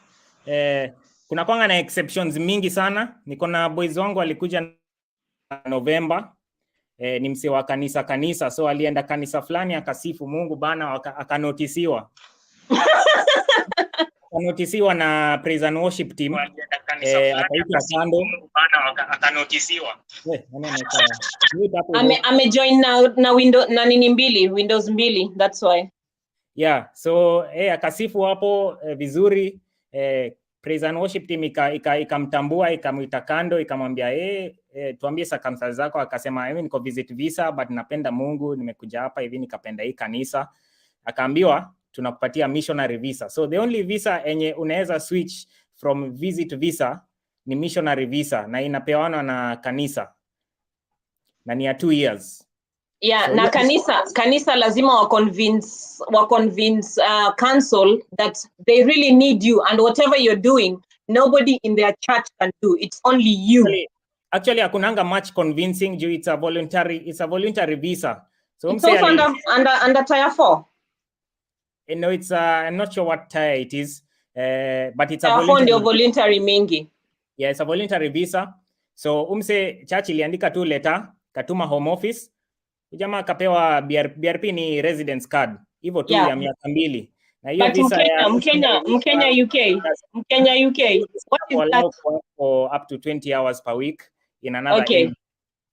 Mkenya UK, the letter that they wrote was to convince the council that they need this person. That is why I'm saying. So it is a must they convince. Not convincing really, juni kanisa kusema tu kindly give this person a missionary visa. Jo isi kama work visa ati lazima u convince the government ati like we need people. It's a voluntary network. Rudy. Okay, so let me ask you a question. Wewe kama Mkenya UK. So you can say that mimi kama Muislamu naweza tafuta Muislamu wenzangu amekuja nitembelea mimi, alafu ambie imamu wetu wa msikiti aende kwenye council afanye the same. Exactly. Okay, thank you. I didn't know that. I'll try for somebody. Council ni home office. Home office ni visa and immigration. Si council. Home office. So hapa kwa Rene mmesema aje? Haezi change. Haezi change, but kuna hizo circumstances zinaweza. Hiyo tu hiyo mostly pengine ni ya kanisa na kuja kusikia leo. Kanisa na British Army. Okay. Huku UK. Haya.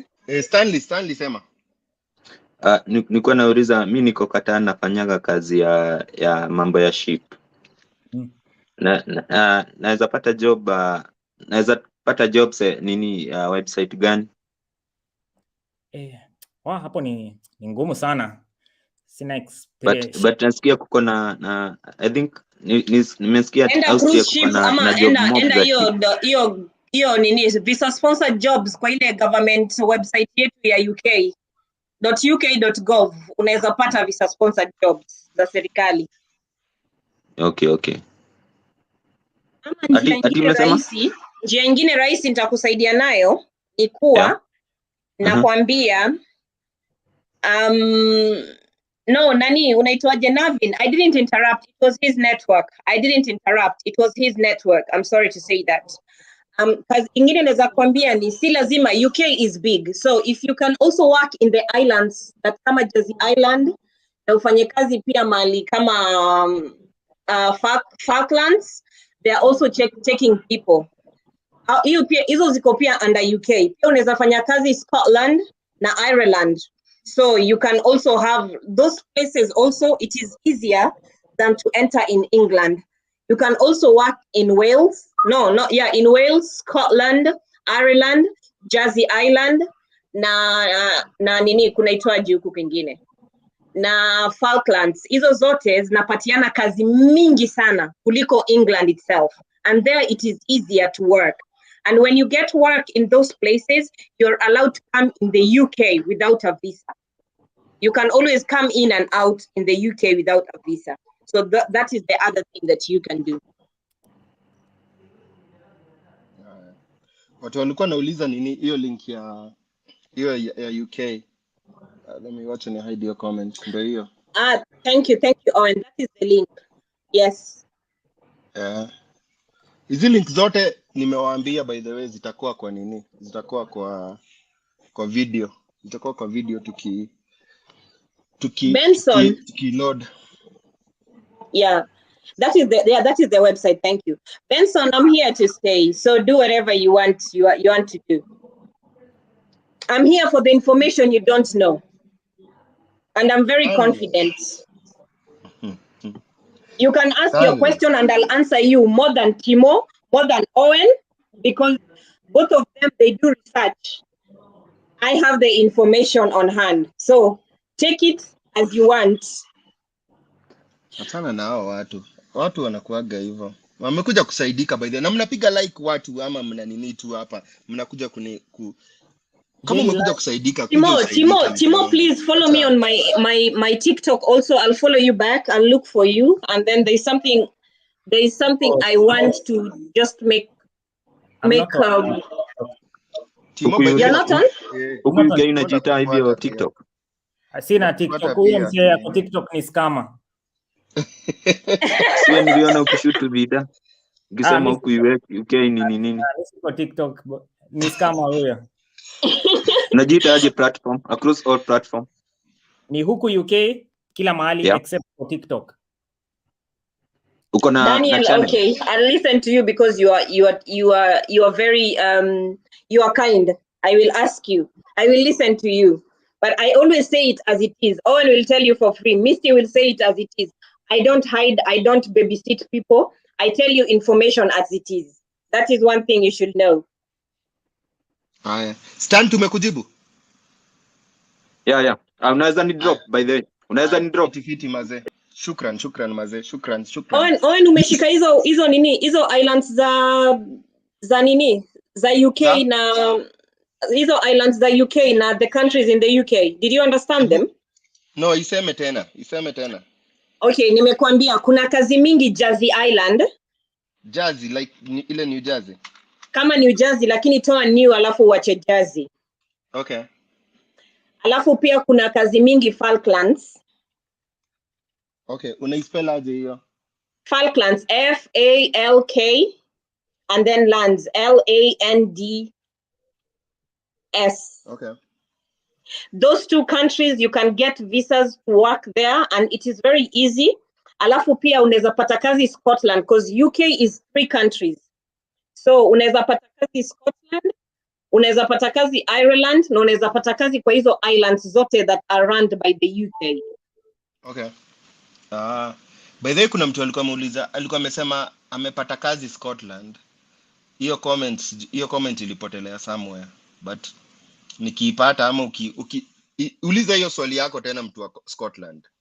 Miss K254 anasema, what about these agents in Kenya that are charging 400k to bring people to the UK? Is it genuine? Yani watu mimi wa Kenya nimekaa mkujua wa Kenya they are different breed kwa sababu after all this work even after all this work tuko hapa hivi kuachanua mtu bado anataka kuenda kulipa agent. Naweza share screenshot ya jamaa amenitumia hapa agent. Share. Hebu share tuione by the way. Well, Mystifiables, you find me on Instagram. The same name Mystifiables, you'll find me on Instagram. Utampata everywhere. Instagram na TikTok, I have the same name, Mystifiables. Wacha nitoe nini? Ameenda wapi tena? Network ime. alikuwa anajaribu kushare. Emmanuel sema nani huku UK akirudi. Hello. Wanaenda wapi? Bandos yake ameenda kufungua hivi mdomo Bandos Safaricom ikasema kuja hapa. No. Ni vile UK uko ukishi, as in it depends with your carrier also or whatever you're using. I just think it's their carriers that has a problem. Okay, I'll tell you, kabla Mkenya UK arudi, I will tell you for free that Mystifables is on Instagram and on TikTok. And now here on Instagram. I work with Owen also. If you want information about UK and Canada, I can give it for free. America niliwaachia kwa sababu huko nilizaliwa nikawaachia hiyo yote wacha wafanye. But if you need some information also about the US, naweza kapatiana. But Owen, I think nowadays he has done his research better than me because I'm old school and he gives better information. I have a bachelor degree in commerce accounting. Getting a job in Kenya imekuwa tough. Is it possible to get any job in UK or US directly from Kenya?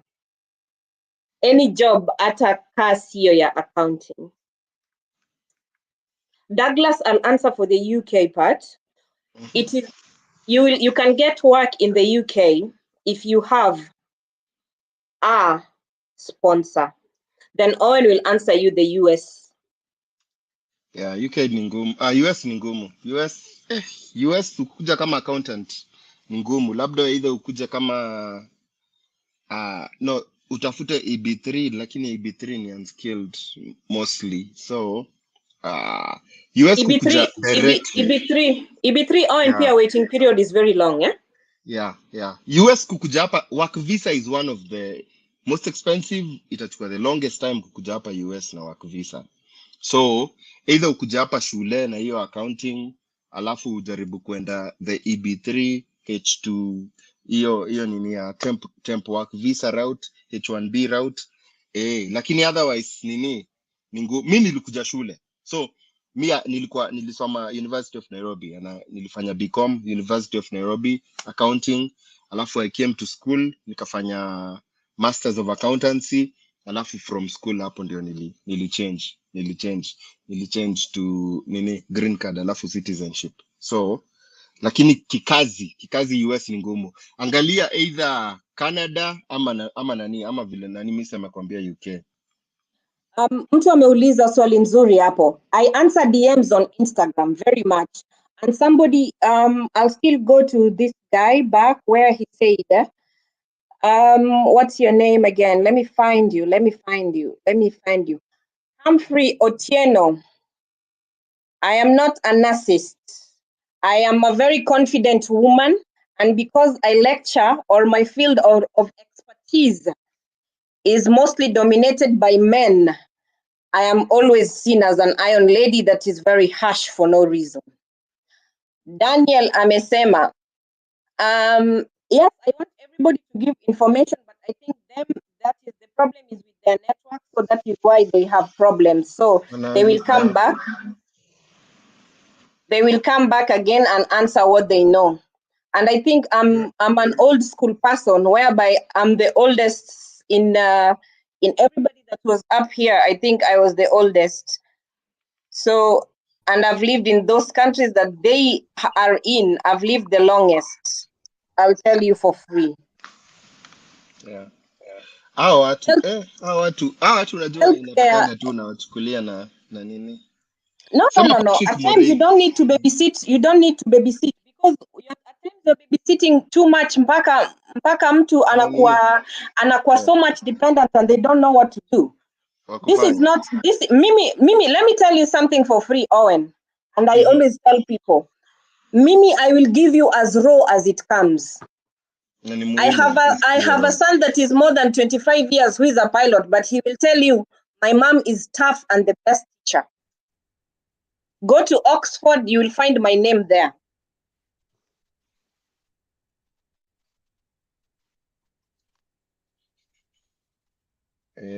Man, tumekaa hapa 3 hours and a half. There's somebody who is asking, Misty, ukitafuta job in Jersey, do you need IELTS? No. In Jersey Island, you don't need IELTS. You don't need IELTS in Jersey Island. Benson, I'm an entrepreneur. I'm not into nursing or all those small jobs. I'm sorry to tell you that. Misty, ukitafuta job, but Jersey, that one I've answered. And then which other? Ask me things, my son. Yeah. We ama tunini yake. Owen ukichoka useme. Mimi nimechoka aki. Nimechoka seriously. Callahan mazi kama ni swali ya US leo tulikuwa tunafanya nini ya US? Leo tulikuwa tunafanya everything UK. Yeah. Timo amerudi. Okay, that's nice. Timo, please come back. Misty, how do you apply for jobs in those islands? The islands jobs, I'll put up a link for you, or I'll give Owen the link, or you can find it on my Instagram on how you apply jobs in either Jersey Island or in Falklands. They employ everything from housekeeping to shoemaker to polishers to anything, any stupid job you can get without language. Only a little bit of information is needed of you, and it is very good, and they also pay better than the nurses in UK. The nurses in the UK are paid less. The nurses in Jersey Island are paid more. Should I call my husband to come? Mtu anauliza, unajua kuna mtu anatafuta iron lady in their life. Ebu nitakudelete from my my daughter-in-law's life. See your life. Misty is a mother of 3 boys, twins na firstborn. Twins wangu wako 14. Naki swali umeweka. Staki, hii swali umeweka kunikera. No, Misty is not single. Misty is not single. Pengine, niache, Misty is not single. Leave that story alone. By the way, watu wanauliza Nurse Mwiti. Nurse Mwiti amekuwa, network imekuwa mbadala. Imekuwa mbadala. Umesema, how can you apply nursing job in Jersey Island? I will share the link. It is not the same as the UK. The only thing they need there, I think, is the Allison's or Florence exam, and then say your qualifications, and then they take you. It is not difficult. It is not difficult. Yeah. Aki, watu wangu wacheni nini Aki. Tulikuwa tuka hapa hata hizi masaa. Mimi naendaga hizi live zinakaa so long. Lakini before tuende kitu nilikuwa ninataka before tuende, by the way. Juu Timo. Yeah. Timo na Misty, I think tutafanya nini? Tutafanya itabidi nimeongea na nyinyi to book live. Nikuje niwalete. Juu nyi wote mko na nini? Nikulete Timo. Wacha Timo aoneshane hiyo kitu. Sijui alikuwa anaoneshana nini. Ilikuwa inakataa share. Ulikuwa na share nini? Acha ni share muone. Hii ni fake agent. Jamaa ametumia hapa. Yeah. Okay. Yasi. Mnaicheki? Tunaicheki. Nimeweka. Uni agent fake ametumia jamaa hii stuff. Ati 520 vacancies, food processing company in UK. Alafu ati fee ni 200,000. Guy. Alafu salary ni 9.2 pounds per hour, which is below minimum wage. Any employer mwenye analipa below 10.42 huko UK anafaa kuarestiwa. So salary already iko below working hours. Like hii ni vile like fake job inakaa zenye my agent wanatumia saa hizi. Nani Timo, huyo anataka kulipa watu 9.2 pounds ni nani? Hii ni jamaa ametumiwa na agent. Hiyo ni UK gani? Exactly. So hizi ni fake. Mkiona wasee wanawatumia vitu kaa hizi ni fake. Ni fake. Msilipe hao wasee. Fiti. Yeah. So any job unapewa yenye iko salary ni below 10.42 per hour ni fake. Hata kama una papers jamani. Yeah. Beldin uliza swali by the way. Kuna Beldin anasema ameuliza swali hapa tunamuignore. Huyu msee alikuwa ameuliza nini? Ati Violet alikuwa anauliza, if you have done the caregiving course in Allison, must you also attend a physical class for the same for you to be able to apply for hizo online ziko tu sawa? Anauliza nini? Hebu rudia hiyo swali. Anauliza if nini, kama umefanya hiyo caregiving course in Allison, lazima uattend physical class? No, si lazima. Si ndio Timo, si lazima? Si lazima, maybe experience. Wanaweza itisha experience. Kama umeattend hiyo class online, then at least kwa CV uko na experience ya at least 1 year. So wase wanasema hii experience naweza toa wapi? Unaweza amua tu volunteer, enda tu kwa clinic hapo hivyo mahali huko volunteer, wase wakuandikie le umevolunteer in this clinic for 1 year azifanya. So hii ita count as experience kwa wase wenye hawezi pata job ya healthcare. So volunteer tu mahali, itabidi use money to get money. Use money to get money. Na ni Cielo una swali by the way before to nini? Juu I think hii conversation inahitaji part 2 na Jadiel Welsh is asking, can one reach abroad without intervention of an agent, and if so how? Jibu watu wako. He's asking, listen to the question. Hao ni my agents wanauliza hiyo swali. Can one reach abroad without an intervention of an agent, and if so how? Jadiel, wewe ni agent. Sasa hii channel ukiangalia channel yangu iko nini ya mtu anajituma. Anti-agent. Everywhere anaongeanga anti-agent. Jifanyie story. No wonder tunawapatia links, tunawapatia everything. Na atuambiagi tu ati usitumie agent. Unaona kama sasa hapa hii video ya leo, you have everything you need kwenda kunini kujisaidia uanze process ya caregiver unini na uende na upate kazi na uende UK bila kulipa anyone. Yeah. Kemil is asking a question. I'm being told coming on a student visa is easier than work visa.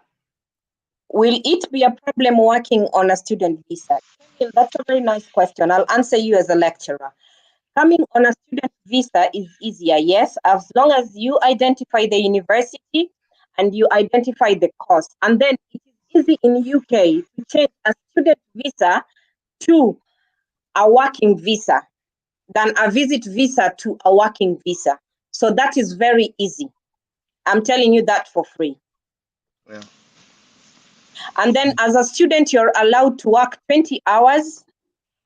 And then when you're looking for internship, the same internship company that you will get as a student, let them help you get employment or look for another company that will employ you. And it will be easier for you to change a student visa to a working visa. Very easy. Yep. Bana. Na nyi watu mko hapa by the way. Like the video. Ukimkilike hii video inafikianga watu wengi. So many people don't know this. So many people wametumiwa hiyo message kama hii huku UK ameshare. If you like our videos by the way, inaoneshanga YouTube this is an important video. It should be shared among many people. Unasaidia watu na kama unajua watu wako home, they're going through the process, share these videos maze. Share these videos with them. Wacha tujibu hii swali ya Peter Mwangi, alafu obviously nitaacha nyinyi Misty na huku UK mpige parting shot, mwambie watu wakitaka kuwafind watawafind wapi, alafu tutanini another time maze. Juu hii conversation ni important, tuendeleze. Peter anauliza ati ukienda place na visit visa, do you need a return ticket when at the back of your mind unataka kukemboi? Mnaweza jibu na nini ya kupata visa za nani? Huku UK ulikuja na visitor. Huku UK anaweza kujibu hiyo. Mimi am anti kemboi, wacha huyo akujibu. Ukienda place visit visa, do you need a return ticket at the back of your mind unataka kukemboi. Sa visit visa UK hawaitishangi return tickets kwa application, but ukiwa nayo ina boost application yako, ina boost strength ya application yako, but hawaitishangi. So kile unafanya vile mimi nilido, una book flight but si lazima ulipe. So kila airline ukienda directly kwa website ya airline ubook flight, kuna venye unaweza lipa, usually unalipa like $20 ama £20, wana hold booking for 48 hours.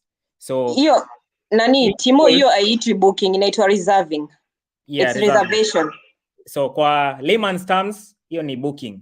In terms of visa application, umereserve flight, umebook flight, haujalipia, ni kama umebook tu but haujalipia. So hiyo document yenye utapewa hapo ndio utaattach kwa visa, useme have reserved ama booked a return flight. So ndio wanajua umse yako serious, umse akienda atarudi.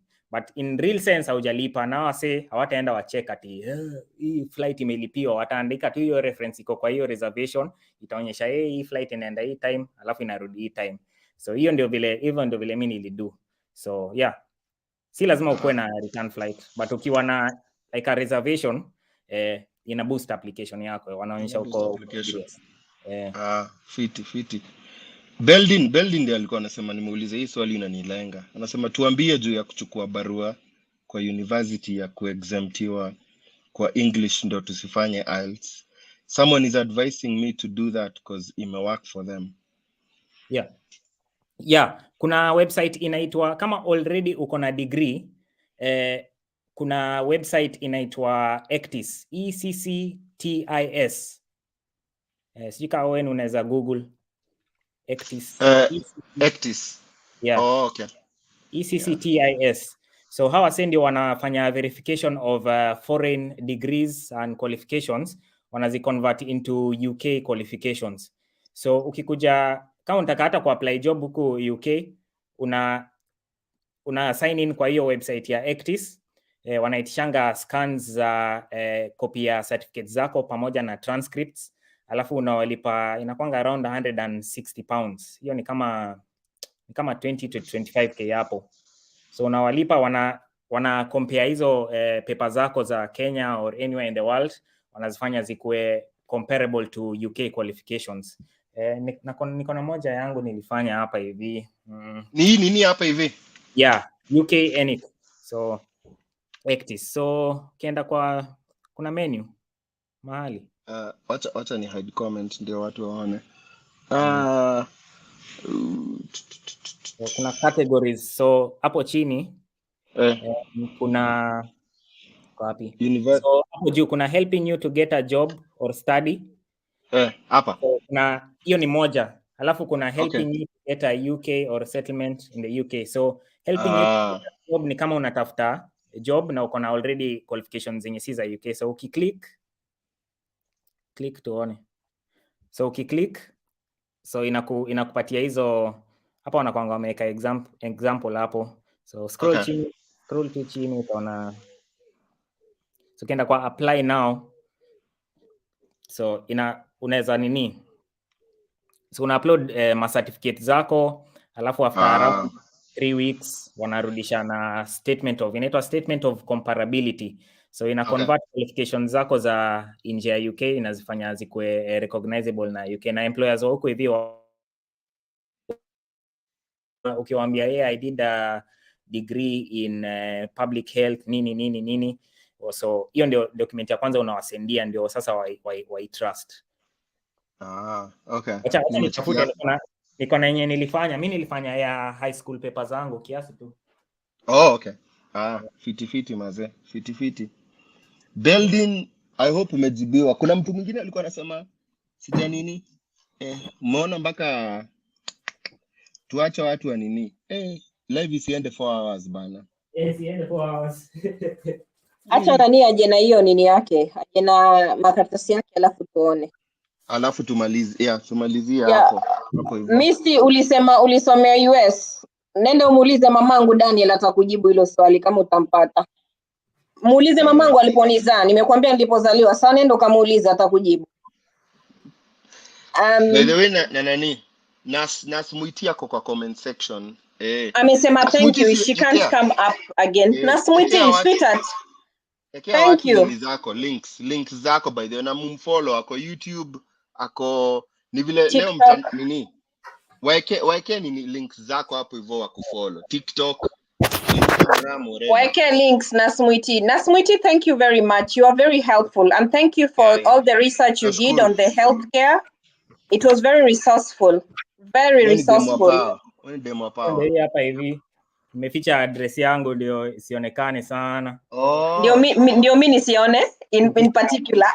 Na hii ni address ya kule nilikuwa nakaa huyo sponsor, so sitaki kuweka details zake hapa.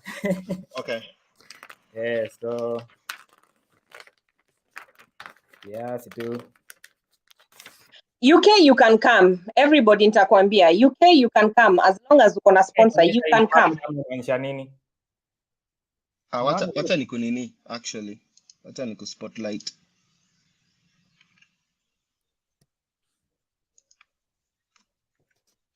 Ama inaonyesha inverted. No, it's okay. It's okay. Well, we are pleased to enclose your statement of comparability. Your qualifications evaluation has been carried out carefully, blah, blah, blah. There is more information, your statement. If you have queries, UK evaluations are not binding, please. Alafu wanakuninia. Nionyeshe the actual comparability. So, okay. Ni hii. So, mimi nilifanya KCSE exams. 2010. Okay. Yeah. Okay. I'm still a baby. In KCSE. Okay. And then ina convert to GCSE. So hiyo formula yenye wana convert nayo ni for KCSE anything above A to C ni the same na A to C ya UK GCSE. No, sorry, A to B minus. A to B minus ni the same na A to okay. B minus ya UK. Yeah, anything chini ya hapo ni C the same. So unaona mimi English ilikuwa comparable. English nilikuwa na B, so wakasema iko equivalent to GCSE. Maths ilikuwa na C minus ama D. Hiyo wakasema hesabu.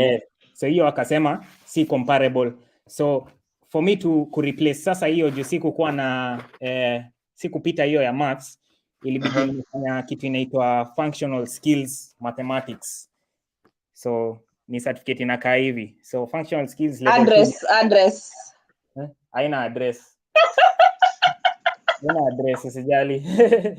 Haina address. Kuna vile umerudi haraka. Haina address. So ilibidi nimefanya functional skills mathematics level 2. So ni kama form 4 level maths. Fiti man. Fiti. Na hii uzuri ya hivi vitu unaweza fanyia pia ukiwa Kenya. Unaweza fanya online. Haya. Jadiel amesikia. Nani ule dem amesikia. No, Jadiel alikuwa amesema alikuwa amesema nini nikamuita agent. Anasema mimi sio agent. Sawa mazee, tukirap up, mimi nashukuru sana by the way kwa everyone amekuja na information. Nyinyi watu mazee, God awabariki sana. Misty, Sharon mazee. Sharon mtu hapa, alafu huku UK. Na huku UK mtu wangu lazima ndakunini. Tuambie tutakupata wapi kwa sababu lazima interview tutachapa tena mtu wangu. Hapa tu. Si utanitima. Wacha nikiweka hapa kwa private chat utaona. Ukiweka kwa private chat mimi nitaona. Yeah, ataona. Niweke namba alafu uambie nini. So hao watu wengine wote pale tu YouTube, kwenye YouTube ni pale ama team@hukumaju.com. So Collins Maina anasema thanks for ignoring my messages. Collins, what are your questions? What are your questions, darling? Ule ulikuwa unauliza, can I ask you a question? Nani Owen pandisha huyo nani atipandisha mjibu huyo Collins Maina, you're such a darling. Mwambie ulize swali tena. Aya, uliza swali yako. Owen has accepted it. You're such a darling. Hata nikwambie vile watu wa UK utuambia wanakuita darling, unadhani wanakupenda kila mahali. Aya, uliza swali lako Collins Maina alafu utajibiwa. tumesimamisha mitambo kwa sababu umesema hujajibiwa. Yeah. Ask your question. Alafu akiambiwa ulizi. Maswali ni mingi zinakuja mtu wangu. Usichukue vitu personally kama hukujibiwa. Yeah. Ya maswali zina flashingi tu. Maswali zinapita mazee. Alafu tunaongea, unajaribu concentrate na conversation mazee. Yeah. Saa ingine elewanga. Alafu sio kile kitu inaweza Collins anasema wacheni niwaulize swali yake. Collins is saying I just wanted to know about nursing job in UK. Let Timo answer you that. No. Collins, you were late to the live. Replay live stream. Umechelewa. Alafu sasa unakuja kutuambia tujibu maswali yako. We talked about nursing in the UK. That was the first segment of this live. So mtu wangu after hii video imenini enda ureplay utapata everything. Aya, kuna mtu anauliza Misty nataka kuongea na wewe. Okay, hiyo itakuwa shot yangu. Let's give Owen also a chance. Owen. Aya, no ni wewe. Nani? Tuanze na wewe Misty. Ambia watu mahali watakufind alafu. Oh, for me it's easy and Misty does not go for anything shortcuts. I'm always the legal way. So if you come with me with shortcuts, I'm anti-Kemboi very much. Owen is a witness here. He will tell you. I'll tell you the legal way of coming either to UK, either to European Union, either to US, and either to Canada. I will tell you. And then another thing, where you can find me, I'm Mystifiables on Instagram. I'm Mystifiables on TikTok. Go to my page, you'll see all the documents that you need to go abroad. And you will also see anything that you want to know about immigrating from anywhere in the whole world. And all the documents are normally the same. So I am there to direct you the right channel, the right way, not pindo. I don't have shortcuts and I hate shortcuts in life. So that is me. And I'm sorry if I'm harsh, that is the way I talk and that is the way I am. Those who know me well will tell you that is the way I direct them. I give you the legal way. I will never give you the illegal way. Otherwise, you're welcome on my Instagram, on my TikTok. It's the same name. Again, I repeat the last time. You can have me privately and talk to me and I'll answer you also privately as an individual. On Instagram, I answer you as an individual and I'll take your case as an individual. Either is it to go anywhere. Otherwise, have a good evening, everybody. And acha to enjoy Timo akipata parting shots tusikie. Yeah. And Owen again. Owen, thank you. Owen, thank you. Wait first. Oh, wanijui kuambia kila kitu. Okay. Owen, thank you for welcoming me in a UK platform where I'm aware of. Misty is a mother of 3. Misty is a lecturer. Misty is an entrepreneur. And mwenye aliuliza, yes, my son is a pilot, my firstborn. Take it or leave it. I teach people or I help people and I advise. I will not take you to the embassy. I will advise you on how to go abroad. I give information, same as Owen. I guide you. I am also same as Owen, anti-agent, anti-Kemboi, but Owen is plus Kemboi. Me, I'm anti-Kemboi. No, mi nawasaidia tu sinaga mi sina shida ukiwasaidia, but that is who I am. So if you want anything if you want to know anything about immigration, I give it to you raw. I will not hide. So if you come to my Instagram, I'll answer you as an individual. And I will take your answer. I will give you answers individually as per your questions. I'm Mystifiables in all platforms, may it be TikTok, may it be Instagram, may it be hapa kwa YouTube. I'm Mystifiables. Fiti. Asante sana Misty, by the way. Watu wajui Misty, unajua sengine unajuanga mtu. We all have different personalities na unafaa uelewe watu. Sio kila mtu atakuwa msoft kama mimi. Kuna people come lakini information is there to be had. So wewe sikiza information, hizo zingine unataka information, just be open to listening to information. Don't be nini, achana na watu vile wako. People are different. People talk differently, people act differently, but as long as you're getting the information, focus na hiyo information. Asante sana Misty, by the way. Nashukuru sana kwa kutujoin leo. You are welcome very much. Now, okay, my last parting shot. Niyo naambia, UK is divided into 4 countries and many islands. So know that the information you get for Ireland and Scotland is different from England and Wales. England and Wales is the same. And then another thing, you should know that the islands are outside, but their visas, they can come in UK without any visas. But us, we can't go to their islands from UK without any visas. And a UK visa, you cannot use it to go to any EU country. It's different. So if you get your visa for EU, you cannot come in the UK. And if people get visas for UK, they cannot go to EU unless they use other visas. Oganda, I'm repeating for you to understand, not for you to question me again. Yeah. Sante Misty maze. Thank you maze. Najua tuendelea connect Misty huko nyuma ya tent. Yeah. Acha hata mimi peane alafu ni disappear. Peana nini yako maze. Peana nini yako watu wanataka kujua mambo ya UK. Peana nini yako. Tumeconnect by the way, najua. Tumeconnect hata kabonga. Asante sana Owen kwa hii platform. Waseme subscribe, hata subscribers wangu wenye wanaoch subscribe hapa hivi. Kama unatoka kwa hiyo live stream yangu, subscribe hapa hivi. Si UK peke yake, kuna US pia.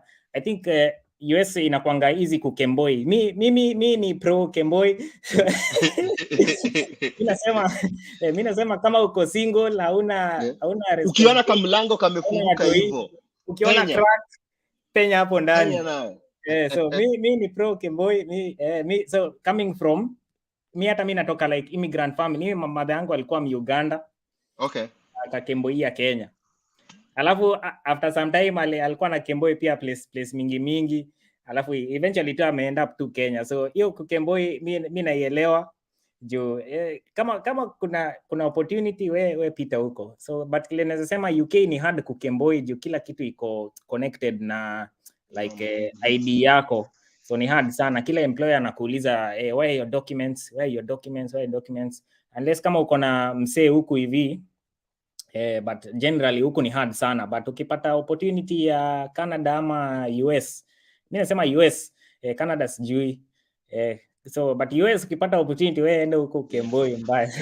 Wamejaa huku haki. Unajua I think 50% ya wa Kenya na watu wa East Africa wamejaa huku ni makemboi. So wako wengi sana yani. Kuna mse jana alikuwa ananiuliza ati bibi yake alienda sijui miaka ngapi, ati alikuwa ati bibi yake anaweza muapply aje. Nikamwambia bibi yako alikuja aje? Alikuja kutembea. Okay, alikuja kutembea lini? Alikuja kutembea 2018.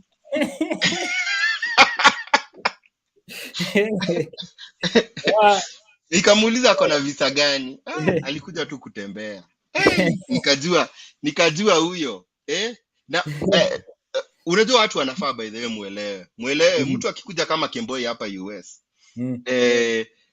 sana watu resort to the last resort ile ya Salem, but kuna options nini unaweza kwa mtu umechanuka una network na watu unaweza nini, but kila kitu by the way ni information. Unaweza unajua kuna makemboi hapa hivi they are living a way better life than watu wako na citizenship ama green card juu ya kujichanua. Information is power maze. Information is power. Timo waambie mali watakufind, lakini najua lazima ndakuleta kwa sababu hiyo by the way napenda watu wa present hiyo opportunity zote. Wewe ukitaka kuchukua hiyo, wewe ni mtu mzima, ukitaka kuchukua hiyo chukua uende nayo. Yeah. So sasa shida ya maagent wanawapatia ma deals ziko. So at least hapa YouTube, Kenyan American Home, hapo unaambiwa the real picture. So ukimesiwa huko mbele, at least ulikuwa unajua ilikuwa inaweza enda hivi ama hivi. So at least unajua, but sasa like my agent wanawaambia tu like hii kitu iko hivi, alafu unafika huko unapata haiko hivyo. Ngori. We. No, unapata ni noma. Wase wanakunini hivyo by the way. Wase wanakunini. Nilikuwa nataka kuweka hii ni ya Wakenya. Mse amesema nini? Wakenya na Kukemboi. Ni survival for the fittest. Survival for the fittest. Alafu UK ukikuja alafu ufanye naonanga wase wanakamingi, alafu like ukifanya like a act of service. Kuna jamaa alikamingi hapa, alikuwa anatoka France but alikuwa illegal, alafu sijui kulikuwa na fire in a building, alafu jamaa akaingia ndani ya hiyo fire kurescue Katoi, akapewa tu citizenship tu hivyo. Nilisikiaga hiyo story. Alikuwa so heroic, alafu vile alikuja kufind out ana paper. Amnini. Lakini hiyo ni hivyo by the way. Unakutanga saa nyingine watu saa nyingine una give up pingi, unakufa tu hapo tu. Badala ujitume by the way. Na kujituma ni story na nini? Ni story na kuna vitu, unajua kuna loopholes kibao watu hawajuangi. Na zingine hata hawaja publish. Unless wewe ujaribu. Mimi husemaga kama kuna if there is a will there is a way. Finya hiyo kitu mpaka inini. Umse by the way ni one of the people alikuwa amesema aliuliza swali mara mingi hatukumjibu. So mjibu tafadhali. Asema I've had multiple admissions for masters in bioinformatics sijui huko Glasgow, Bristol na Southampton University. Na aje pesa ngapi kupata student visa? Pesa yenye unahitaji ni pesa ya hiyo course. Hiyo degree unafanya. Sasa inakwanga like 15,000 pounds.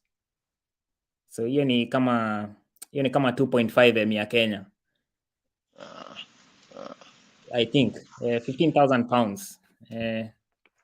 So lakini tutanini hiyo ni topic nyingine pia, alafu hiyo story ya student.